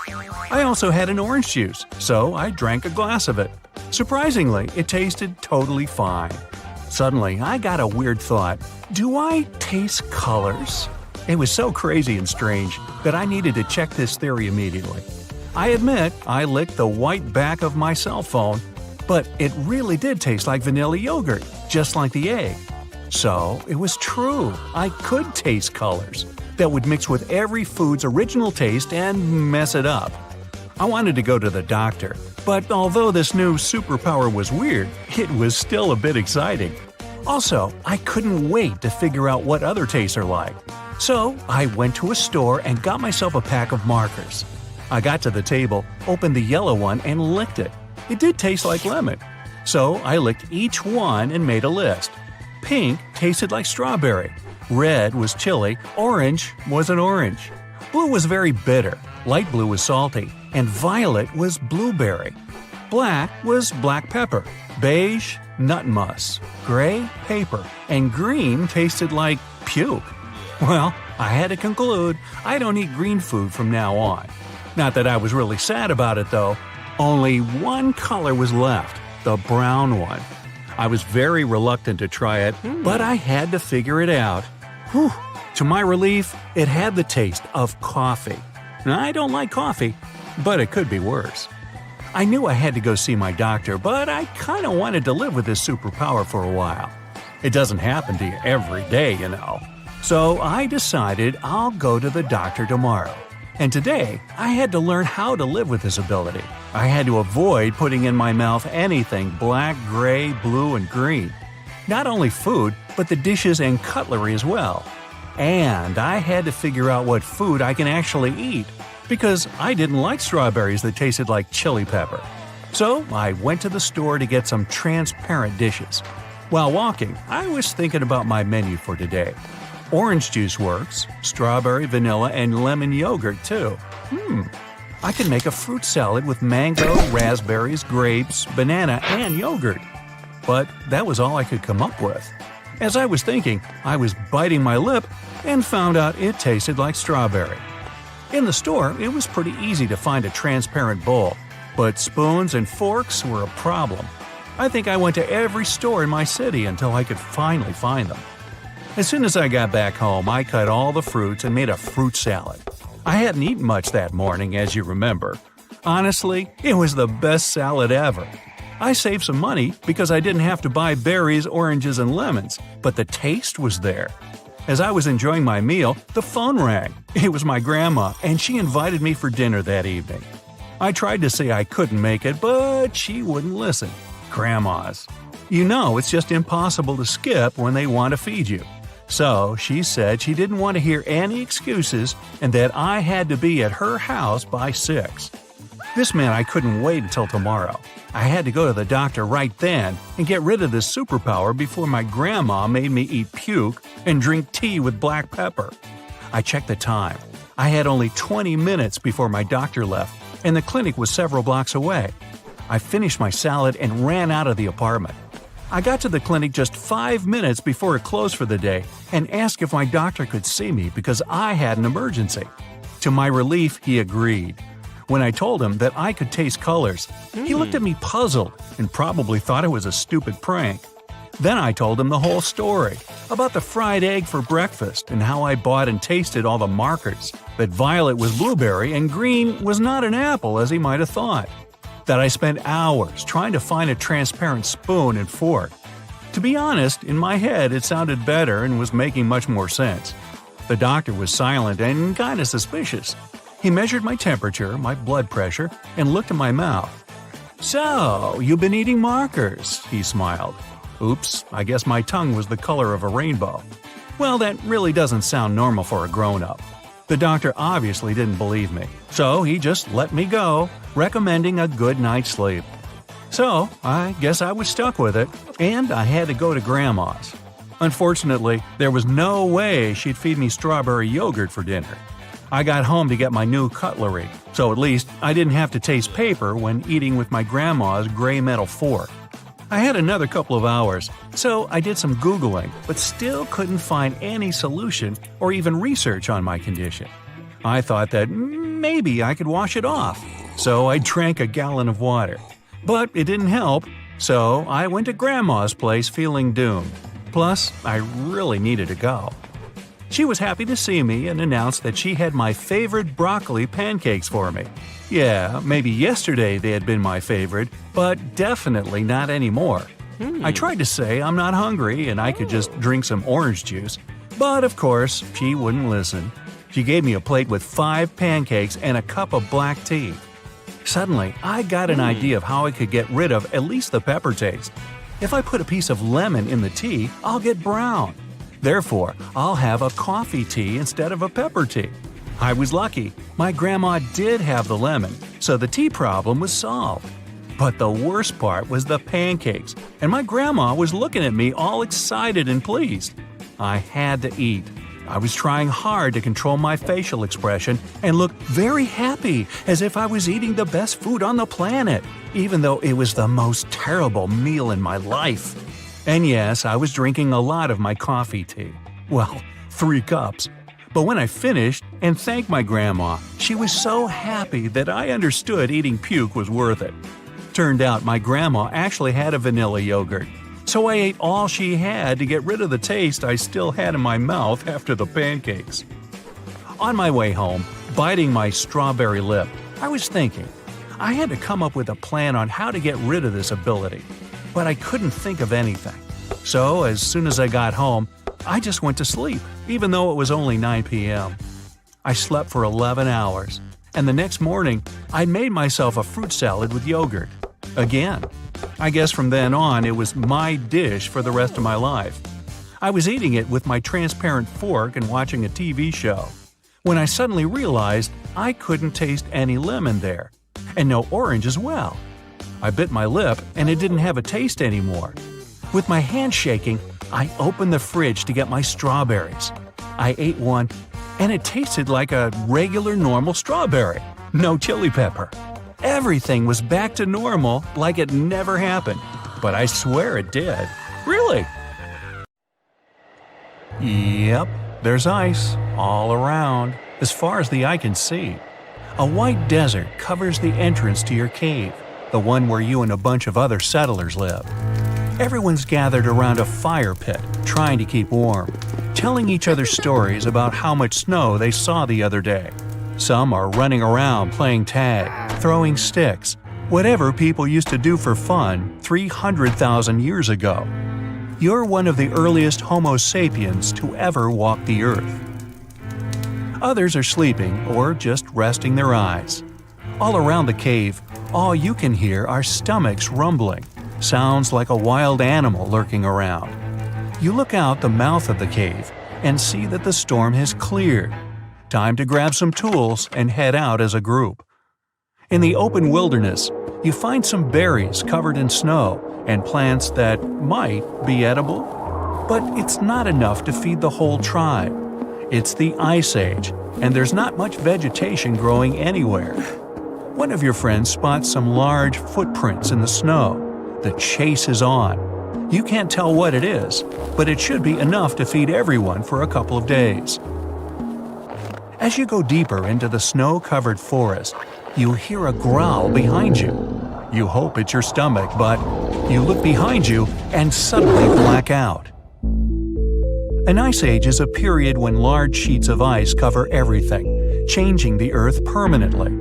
It's partly responsible for the raising and lowering of sea levels, as well as the current layout of the continents. Picture monster-thick ice sheets spread across what's now Canada, Scandinavia, Russia, and even South America. That's all caused sea levels to change drastically, and temperatures around the world fell dramatically. And I'm not talking about just one ice age. There were a bunch of them. Scientists say there have been 5 major ice ages throughout history, lasting for millions of years. And we're in the middle of one right now. Relax, don't panic. It doesn't mean we're all going to be sleeping next to bonfires, trying to keep warm after being out all day looking for woolly mammoths. And no, there won't be a massive geological ice storm that freezes everything in its path. Ice ages have warmer periods in them that come and go, lasting for tens of thousands of years. In fact, billions of years ago, the Earth was one giant snowball with no life on it. And the sun back then was also just a cute little fireball without enough heat to melt all that ice. But as the sun got bigger and hotter, Earth's ice slowly melted away, leaving the green and blue ball we have today. We're living in the Quaternary Ice Age that's been going on for the past 2.6 million years, and counting. Some animals have thrived in this latest ice age, like whales and sharks. They've been at the top of the food chain for ages. Under them are seals, certain kinds of fish, otters, all the way down to tiny plankton. Up on the cold surface, mammals had to grow thick and shaggy fur just to stay warm. Ancient mammoths, rhinos, and bison were known to have thick rugs on them. They looked awesome. They were herbivores and ate small shrubs and whatever grass they could find. But several thousand years ago, temperatures began to rise, and most of these animals became extinct. The ones that remained evolved into the elephants, hippos, and rhinos we have today. You wake up from your blackout and find yourself face to face with a creature that kind of looks like a modern-day bobcat, except it's much bigger and furrier. It's a smilodon, an epic version of a saber-toothed cat with a mean look. It's around the same size as a male lion and has 2 front fangs that make me think twice before leaving the safety of my cave. They look scary, but scientists think their bite wasn't as powerful as today's tigers or lions. What made them tough were their giant forearms used to wrestle down anyone who got on their nerves. In packs, they were even able to take down mammoths. Either way, you don't want to be waking up next to this kitty. It's staring you down, ready to pounce. But you and your friends keep calm and slowly back off. You get the genius idea to throw a rock to distract it, then run. Nowadays, it's near impossible for a human to outsprint a lion or tiger, but humans back then were much fitter. Once the danger's over, everyone continues to look for food.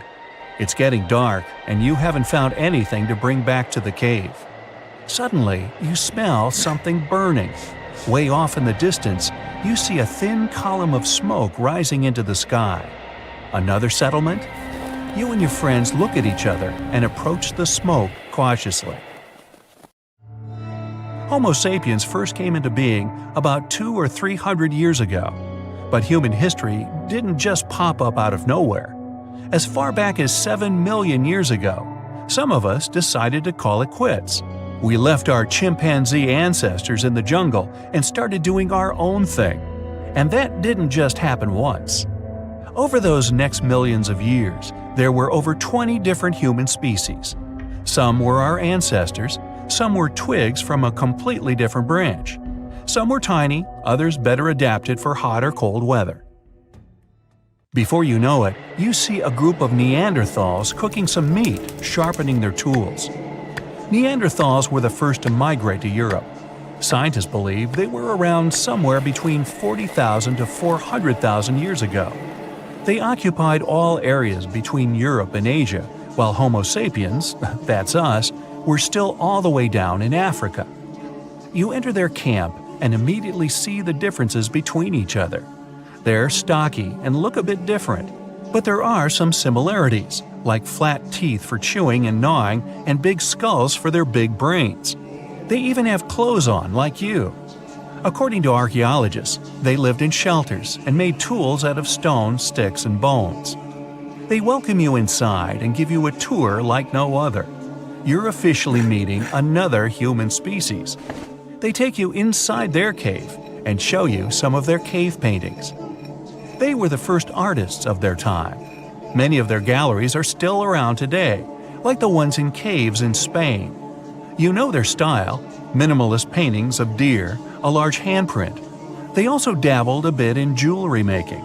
They made necklaces out of eagle talons and animal fangs. They were also probably the first ones to harness the power of fire. Did they discover it when a bolt of lightning hit a tree? Or when one of them dropped a rock on another rock, creating a spark? No one really knows. But they were able to recreate it and use it to keep warm, to cook food, to see in the darkness, and to protect themselves. After the nice tour, you hang around the campfire to keep warm. They even offer you some extra clothes for the journey home, mostly thick, shaggy mammoth coats. If only you could talk to each other, that would be awesome. But it's getting dark, and you need to head back to the tribe. You say your goodbyes and thank them for teaching you how to draw a deer, and for that sack of food they gave you. The Ice Age was important for the development of the modern Homo sapiens. Because of the extreme cold and other harsh conditions, they had to adapt to survive, be extra clever and innovative. They developed advanced tools and even used bone needles to sew warm clothing. They may have hosted the first ever runway show. When the climate started to get warmer, they developed farming techniques to sustain themselves and mainly settled near large bodies of water like rivers or lakes, while others opted to be near seas and oceans. They, we, were even the first to domesticate animals.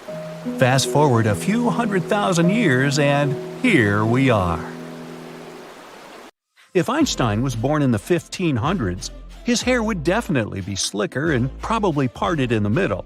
We'd seen him with a puffy chest and a neutral expression, and most importantly, he would wear these funny aristocratic shoes with delicate lace. Now here's a crazy thought. Let's say Beethoven was an adult in the early 2000s. I'm thinking he would look like a member of the Backstreet Boys or NSYNC. Definitely no crazy hair, since he would be rocking a buzz cut. Honestly, I think I love this version of him. Now, if The Scream by Edward Munch was an early Renaissance painting, this is what we would see. A man in a laced-up long-sleeve vest with a pouch on his belt to carry water and essentials, of course. Picture an old Bilbo Baggins, if you will. And what if Selena Gomez had been born in the 1920s? Now I'm thinking she'd be pictured wearing a beautiful polka dot dress with a short hairdo and a cloche hat. Would Brad Pitt also be considered one of the most beautiful men alive back in ancient Egypt? I'd say absolutely. These pastel tunics are a great fit for him. Oh, and we saw him in Troy. He sure can sport sandals. Oh, and who's that? It's Spider-Man, but all the way back in the Victorian era. He still has his red mask, but even superheroes had to be formal. That's why he's wearing a vest with precious-looking gold buttons. And not to mention, this Spider-Man has a cape. Those long-tailored capes men used to wear. And that's Doctor Strange. I have to say, he seems to fit perfectly into the Victorian period. He's a little bit fancier here. His cape got an upgrade, and it's embroidered with golden threads and some brooches. Jump to the future. AI generated what celebrities would look like in 40 years from now. So this is Harry Styles. I'd say a mixture of an aged Jim Carrey with Daniel Craig maybe. And what about Billie Eilish? With natural gray hair, she looks like Tilda Swinton in Narnia. Gorgeous, if you ask me. The food on the tables in the cruise ship's dining room seems freshly made. It looks like everyone just picked up and left. You panic and run outside to the main deck. There are plenty of slippers and sandals lying around, but no people around. You bend over the railing and see that the cruise ship is still moving. There's not a single staff member in sight. Your first guess is that they've all gathered somewhere for some reason, so you make your way to the captain. You walk through the long and maze-like corridors before you reach the control room. The door is wide open and someone has set the ship to cruise control. Some scenarios play out in your head.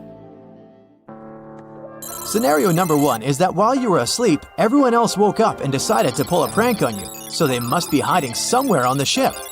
When you freak out because no one is around, they'll pop out of nowhere and surprise you with an awesome party and cake. The second scenario you come up with is that while everyone was enjoying their cruise, the ship accidentally entered the 4th dimension with everyone, including the animals on board. But then, why did they leave you behind? The third possible scenario is that everyone found a better cruise ship nearby and decided to abandon the ship for a better one. They just forgot to tell you. But why did they leave their stuff behind and their food half-eaten? You try to figure out what the controls mean, but it's just a bunch of random gizmos and flickering lights. There is no pop-up manual to study, but there is pretty fast Wi-Fi. You start your laptop and do a quick search on what some of these things mean. You quickly figure out that the ship is in safety mode and has automatic sensors to detect when the water gets too rough. You open up social media and try to contact some people, but your phone doesn't have a connection. Only the laptop, which is connected via cable, works. There's a radio to contact the mainland. You ring in, but no one's answering. Suddenly, your notifications pop up. You look at photos of your friends on vacation or back home. But they're not there. Only the backdrop with no one in there. Everyone has officially disappeared, except you. You try one last time to contact the rest of the world, but nobody is answering. You check out some of the cruise details and find out that the ship will need around 11 days until you reach the nearest dock.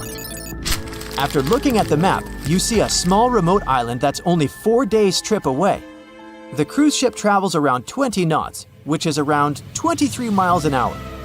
Meanwhile, you discover the ship and enter some of the fancy places.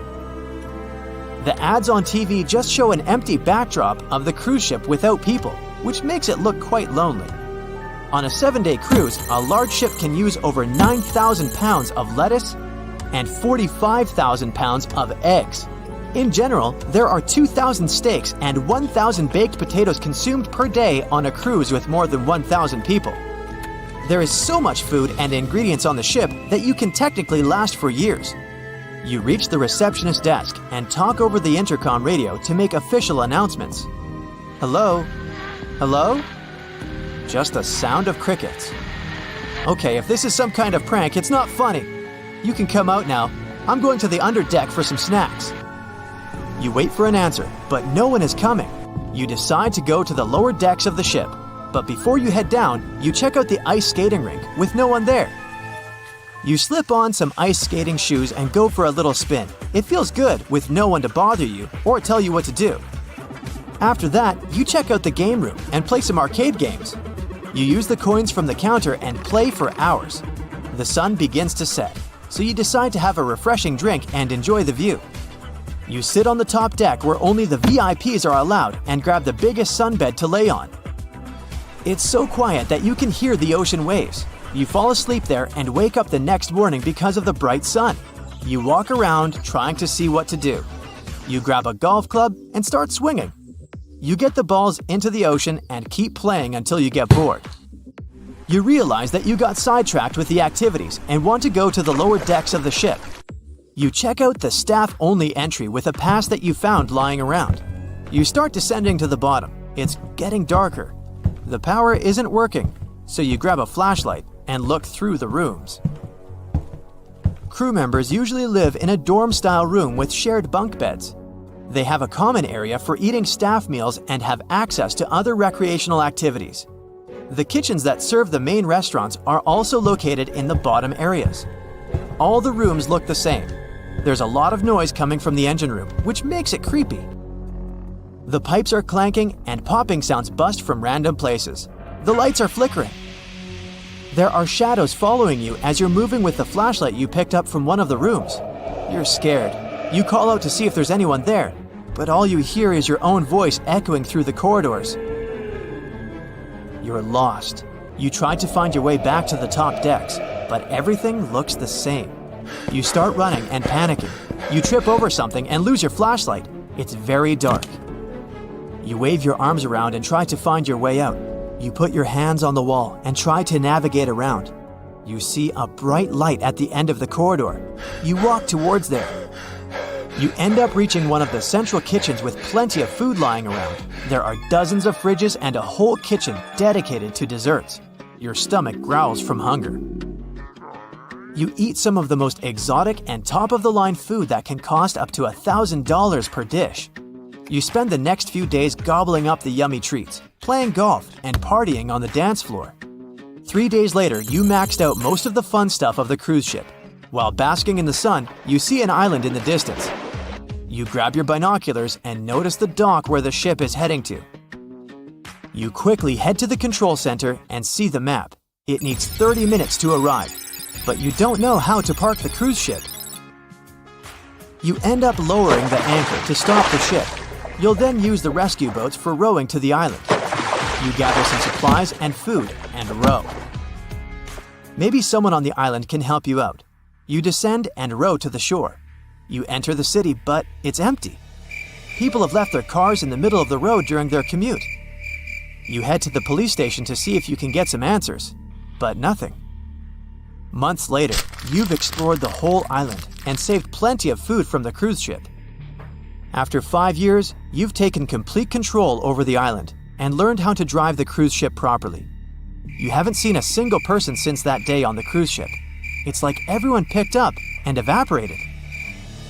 10 years later, you're sitting in the radio tower. You have a full-grown beard and fields of crops all over the island. You haven't stepped foot on the cruise ship for 3 years. Suddenly, you catch some signal on the radio in Morse code. Someone from the mainland is trying to contact you. You decide to get back on the ship and make your way there. Here we go again. You rush around your house, getting your bag ready for work while you gulp down the last of your coffee. Your annoying alarm didn't go off, so you've been in a rush all morning. Just as you're about to leave, you hear a shriek coming from outside. You sprint onto the street. Maybe someone needs help. You look around, but nothing seems wrong. All you can see is an upset-looking woman frantically tapping at her phone. She suddenly turns to you and says something about the battery, but she's so worked up that it was hard to understand. Maybe she missed an important call and she needs a charger. You offer to help and run back inside to get your charger. When you unplug your phone, you realize that it's out of charge too. Weird. It should have been on 100% after charging all night. You think back to your broken alarm clock and wonder whether there might be a local power outage or something. You get even more worried when you check your laptop. It won't turn on either. How are you going to give your big work presentation now? Whoops, you realize that the woman outside is probably still waiting for the charger. You rush back out, but she's gone. The street now looks like some kind of weird disaster movie set. It's filled with angry and confused pedestrians. You manage to pick up on a few words about power and batteries, and it's clear that something has gone very wrong. A guy that lives across the street is on the floor holding his knee and rubbing his head, with his hoverboard lying a couple of feet away on the ground. Looks like he took a big fall. You wonder why everything is going so wrong for everybody. The man, who usually delivers your papers, cycles up next to you. He's panting so much that he can barely get a sentence out. The battery on my bike is broken. I guess I'll have to ride up all these hills the old school way now. A friend from work runs up to you, saying her car stopped. You try to help her, but nope, the battery isn't working at all. It looks like everyone else is having the same problem. The road is completely deserted too. You try your car too, but that's not working either. Just as you were deep in thought, thinking about how to go about your day without your car, a giant hunk of metal shoots down from the sky and explodes into a million pieces. A drone just fell out of the sky. The street is completely filled with fire, so you and your friend run into your house. At least it looks like you don't have to worry about going to work today anymore. Your friend says none of her electronics are working, so you run around your house checking your things. You go into your bathroom and try the trimmer. Nope. Electric toothbrush? Also nothing. What about that cool remote control car you got for your 12th birthday? You look under the bed. Yup, the car's there. And lots of dust too. Phew! You take it out and try. Nothing. Although, that could be just because it's over a decade old. You pull out a bundle of outdoor lights. What will the holidays look like if these don't work? You feel uneasy, knowing that the smoke detector won't work anymore. How will you know if any of your technology goes wrong and starts a fire? Well, at least most of it won't be working enough to cause a fire anyway now. Time to check the most important thing, the TV. You pick up the remote and, as expected, nothing. You wonder if there's even a way to turn it on without the remote. After searching for a button a little while, you switch it on. You can't figure out why only some things seem to be working. The news stations are all talking about one thing. Apparently, all the batteries in the entire world have stopped working. That explains why the TV is fine. All of the channels showing emergency news broadcasts with clips of chaotic traffic problems and people despairing over their broken devices. There's a banging at your door, and you realize that your wireless doorbell won't ring anymore. That's actually good. Now, you don't even have to pretend you're not home when that annoying neighbor comes to visit. Speaking of neighbor, hopefully, his guitar amplifier won't work anymore. You might finally be able to sleep in on Saturday mornings. Oh no, your new wireless headphones will be useless now. You'll still be paying for those for a couple more months and can't even use them. Another one of your friends, Ryan, is at the door. Luckily, he's a bit of a genius, so he might be able to help figure out what's happened. It freaks you out a bit when he tells you how bad things are looking in the world. Batteries are very important for our society. Most of the technology we use needs batteries to function, but we rarely pay much attention to them, or at least not until our TV remote stops working. Ryan begins to explain that the first battery was invented at the beginning of the 19th century. It stores chemical energy that gets converted into electricity that we use to power things. You cut him off. Why would you need to know about that? How can you get your phone working again? He shakes his head.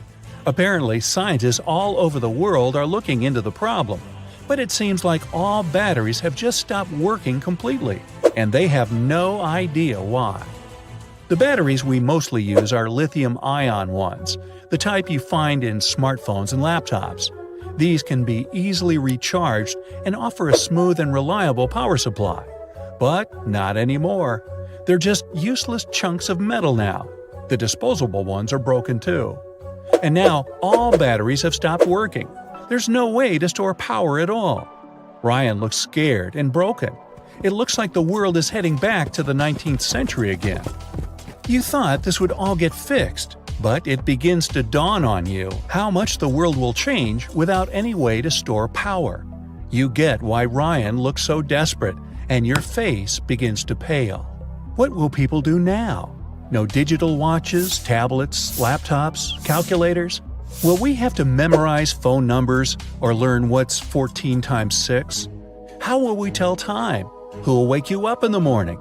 At least it'll be a lot easier to get to sleep early without a smartphone.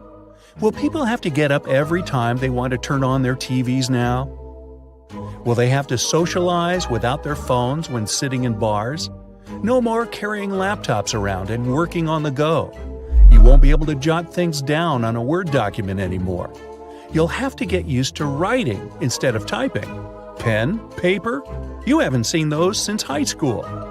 Oh no, you might have to start reading books again. There won't be much else to do.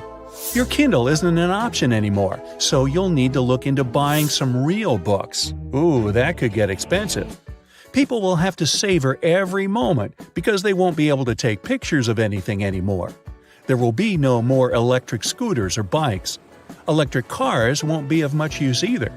Well, it's not like you could afford one, but still, it was good to know that some rich people out there had the option to get one. What kind of cars are companies going to produce now? Even boats have some parts charged on batteries, so they may be useless now too. Maybe you'll get to see the return of giant wooden galleons, like the pirates used to sail on. And what about planes? Don't they need batteries too? Looks like that overseas trip to Spain will have to remain on the bucket list. No more listening to music when you're on public transportation. Are you going to have to talk to people now? What about social media? You won't be able to waste time scrolling through your feed anymore. How will you ever get to work again? With no car, you'll have to run miles every day and get up early. You make a note to yourself to look into getting a horse and cart, and you'll have to remember in which order they go. Think about it. Yep, today was an assault on batteries.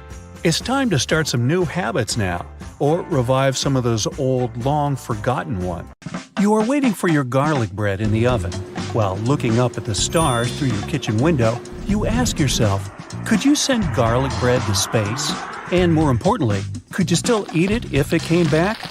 Some mighty important questions. Usually, when it comes to garlic bread, there are only two things people care about. Do we want cheese on it? And, oh yeah, eating it. That mouth-watering garlicky taste, combined with the soft, warm bread.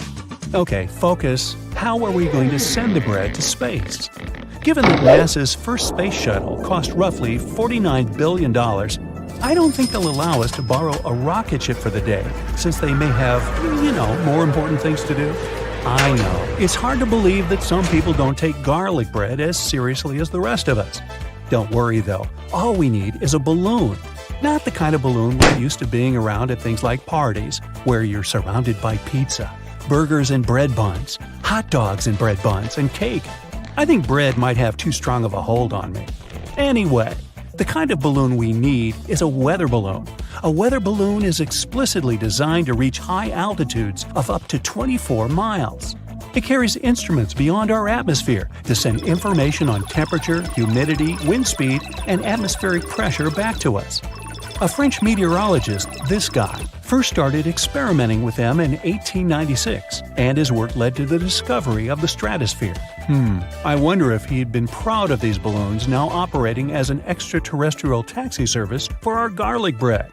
Maybe not, but I'm sure he'd be delighted knowing that hundreds of people worldwide today release these balloons for their own experiments every 12 hours.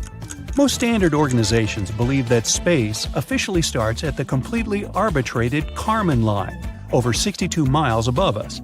Sending the bread into orbit would require a speed of tens of thousands of miles an hour. Without our rocket ship, which conventionally travels at a speed of 17,000 miles per hour, we won't be able to get the bread that high or to travel at that speed. Okay, no, you can still keep the rocket.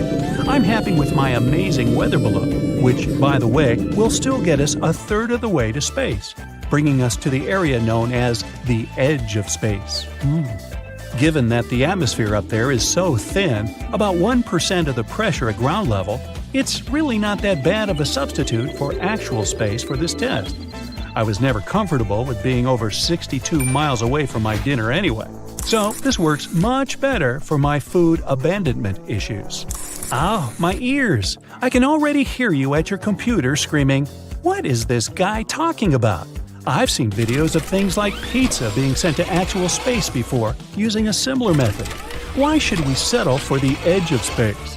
Well, many cameras operating in those videos to document the object's journey use a fisheye lens. This lens exaggerates the Earth's curve compared to what it looks like at those heights, giving off the illusion that the camera is closer to space than it is. Glad we settled that. Unlike if I were to ask you which is better, pizza or garlic bread. Moving swiftly along, thank you. Now that we've got our weather balloon, to which we've reluctantly attached our garlic bread, the moment for takeoff has arrived. We launch the garlic bread to the sky and wipe the tears from our cheeks as we watch it disappear beyond the clouds. In comparison to a rocket, the pace of our balloon may as well be that of a tortoise, and it will travel at a speed of over 1,000 feet per minute. So, a good way to distract ourselves from the sadness of our bread's departure is by asking ourselves what the garlic bread's in store for during its journey. Well, in 2 hours, our weather balloon can rise above the clouds higher than the paths of jet planes, passing through the ozone layer in the stratosphere and reaching altitudes of 22 miles or higher.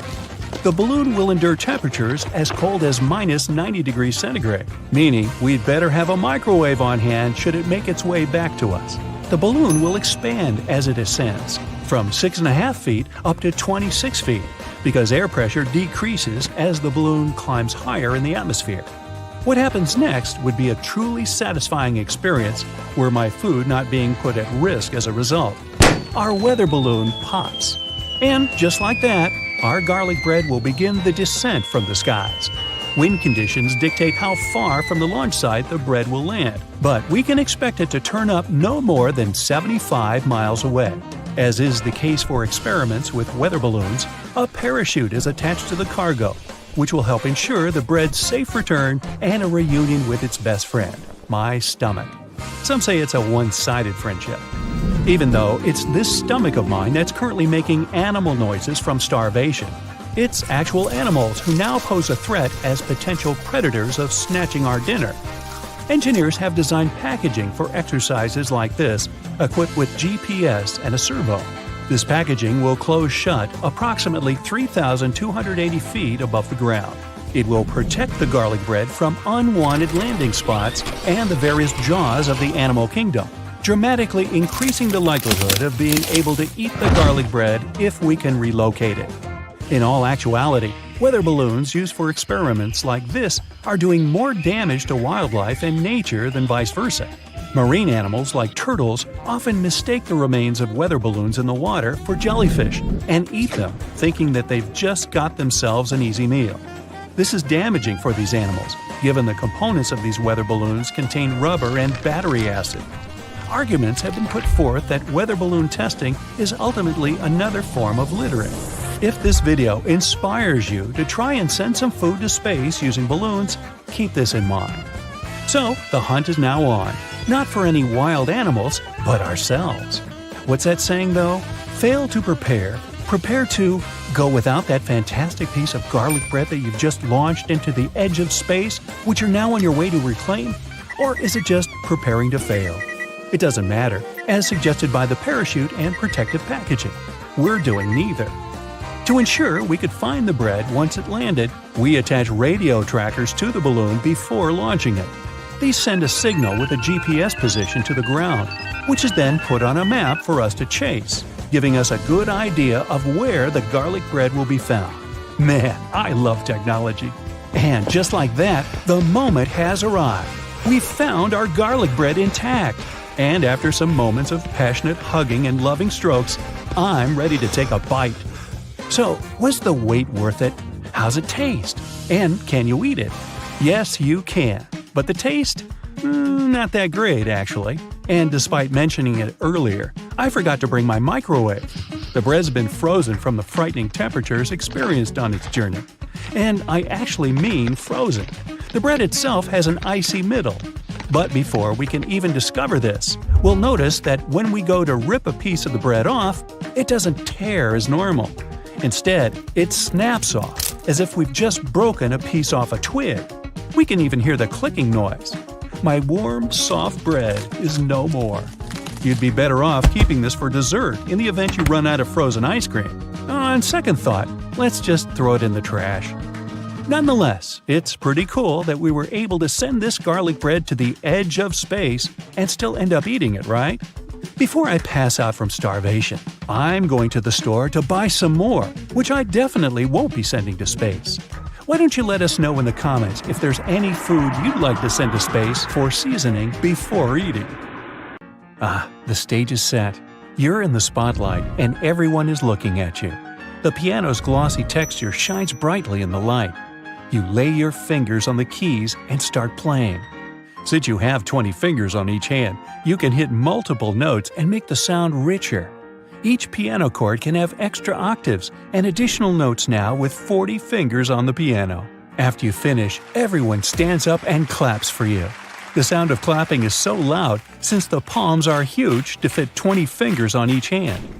Now you're in a boat in the middle of a lake, ready to go for a swim. Your friend pushes you in and races you to the shore. Since you both have 20 fingers and toes on each limb, it's easy to swim and paddle. They act like natural rudders. You beat him and make it to shore. After that, you swim back to the boat, paddling with your hands and feet. After swimming, you go for a hike and notice a nice wall to scale. You get your gear ready and place each large palm on a nice fitting rock.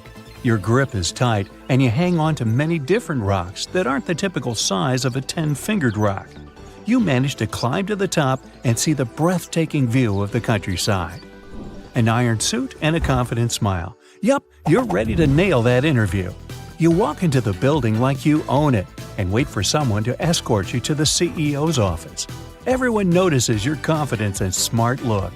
You're called in for your interview. You unleash your disarming smile and pop your suit up.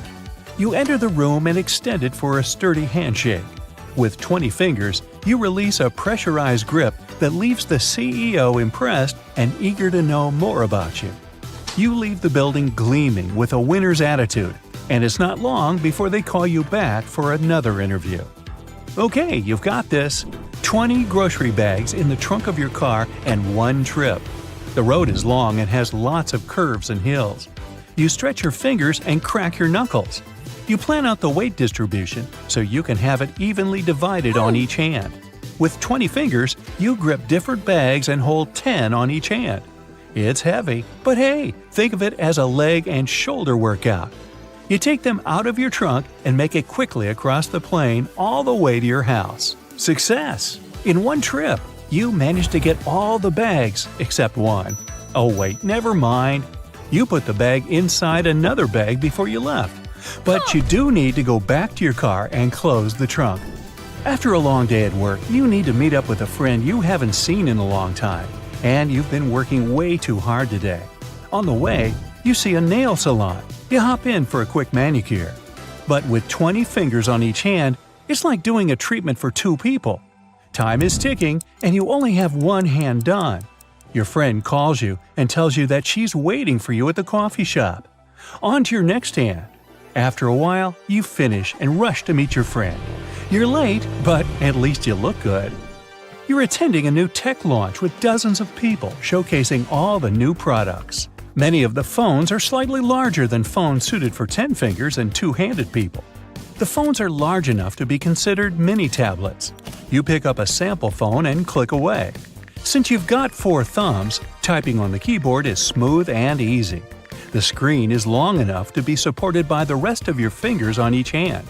You move over to the computers and see something interesting that catches your eye. A laptop with a wide keyboard for your fingers to type effortlessly. You open a file and type away. You're surprised at how easy it is to write a quick document. Too bad you have to wait until it's officially launched so that you can get your hands on one of these bad boys. You're at the gym warming up and getting ready for the next exercise. You enter a boxing ring and practice sparring with a boxing bag.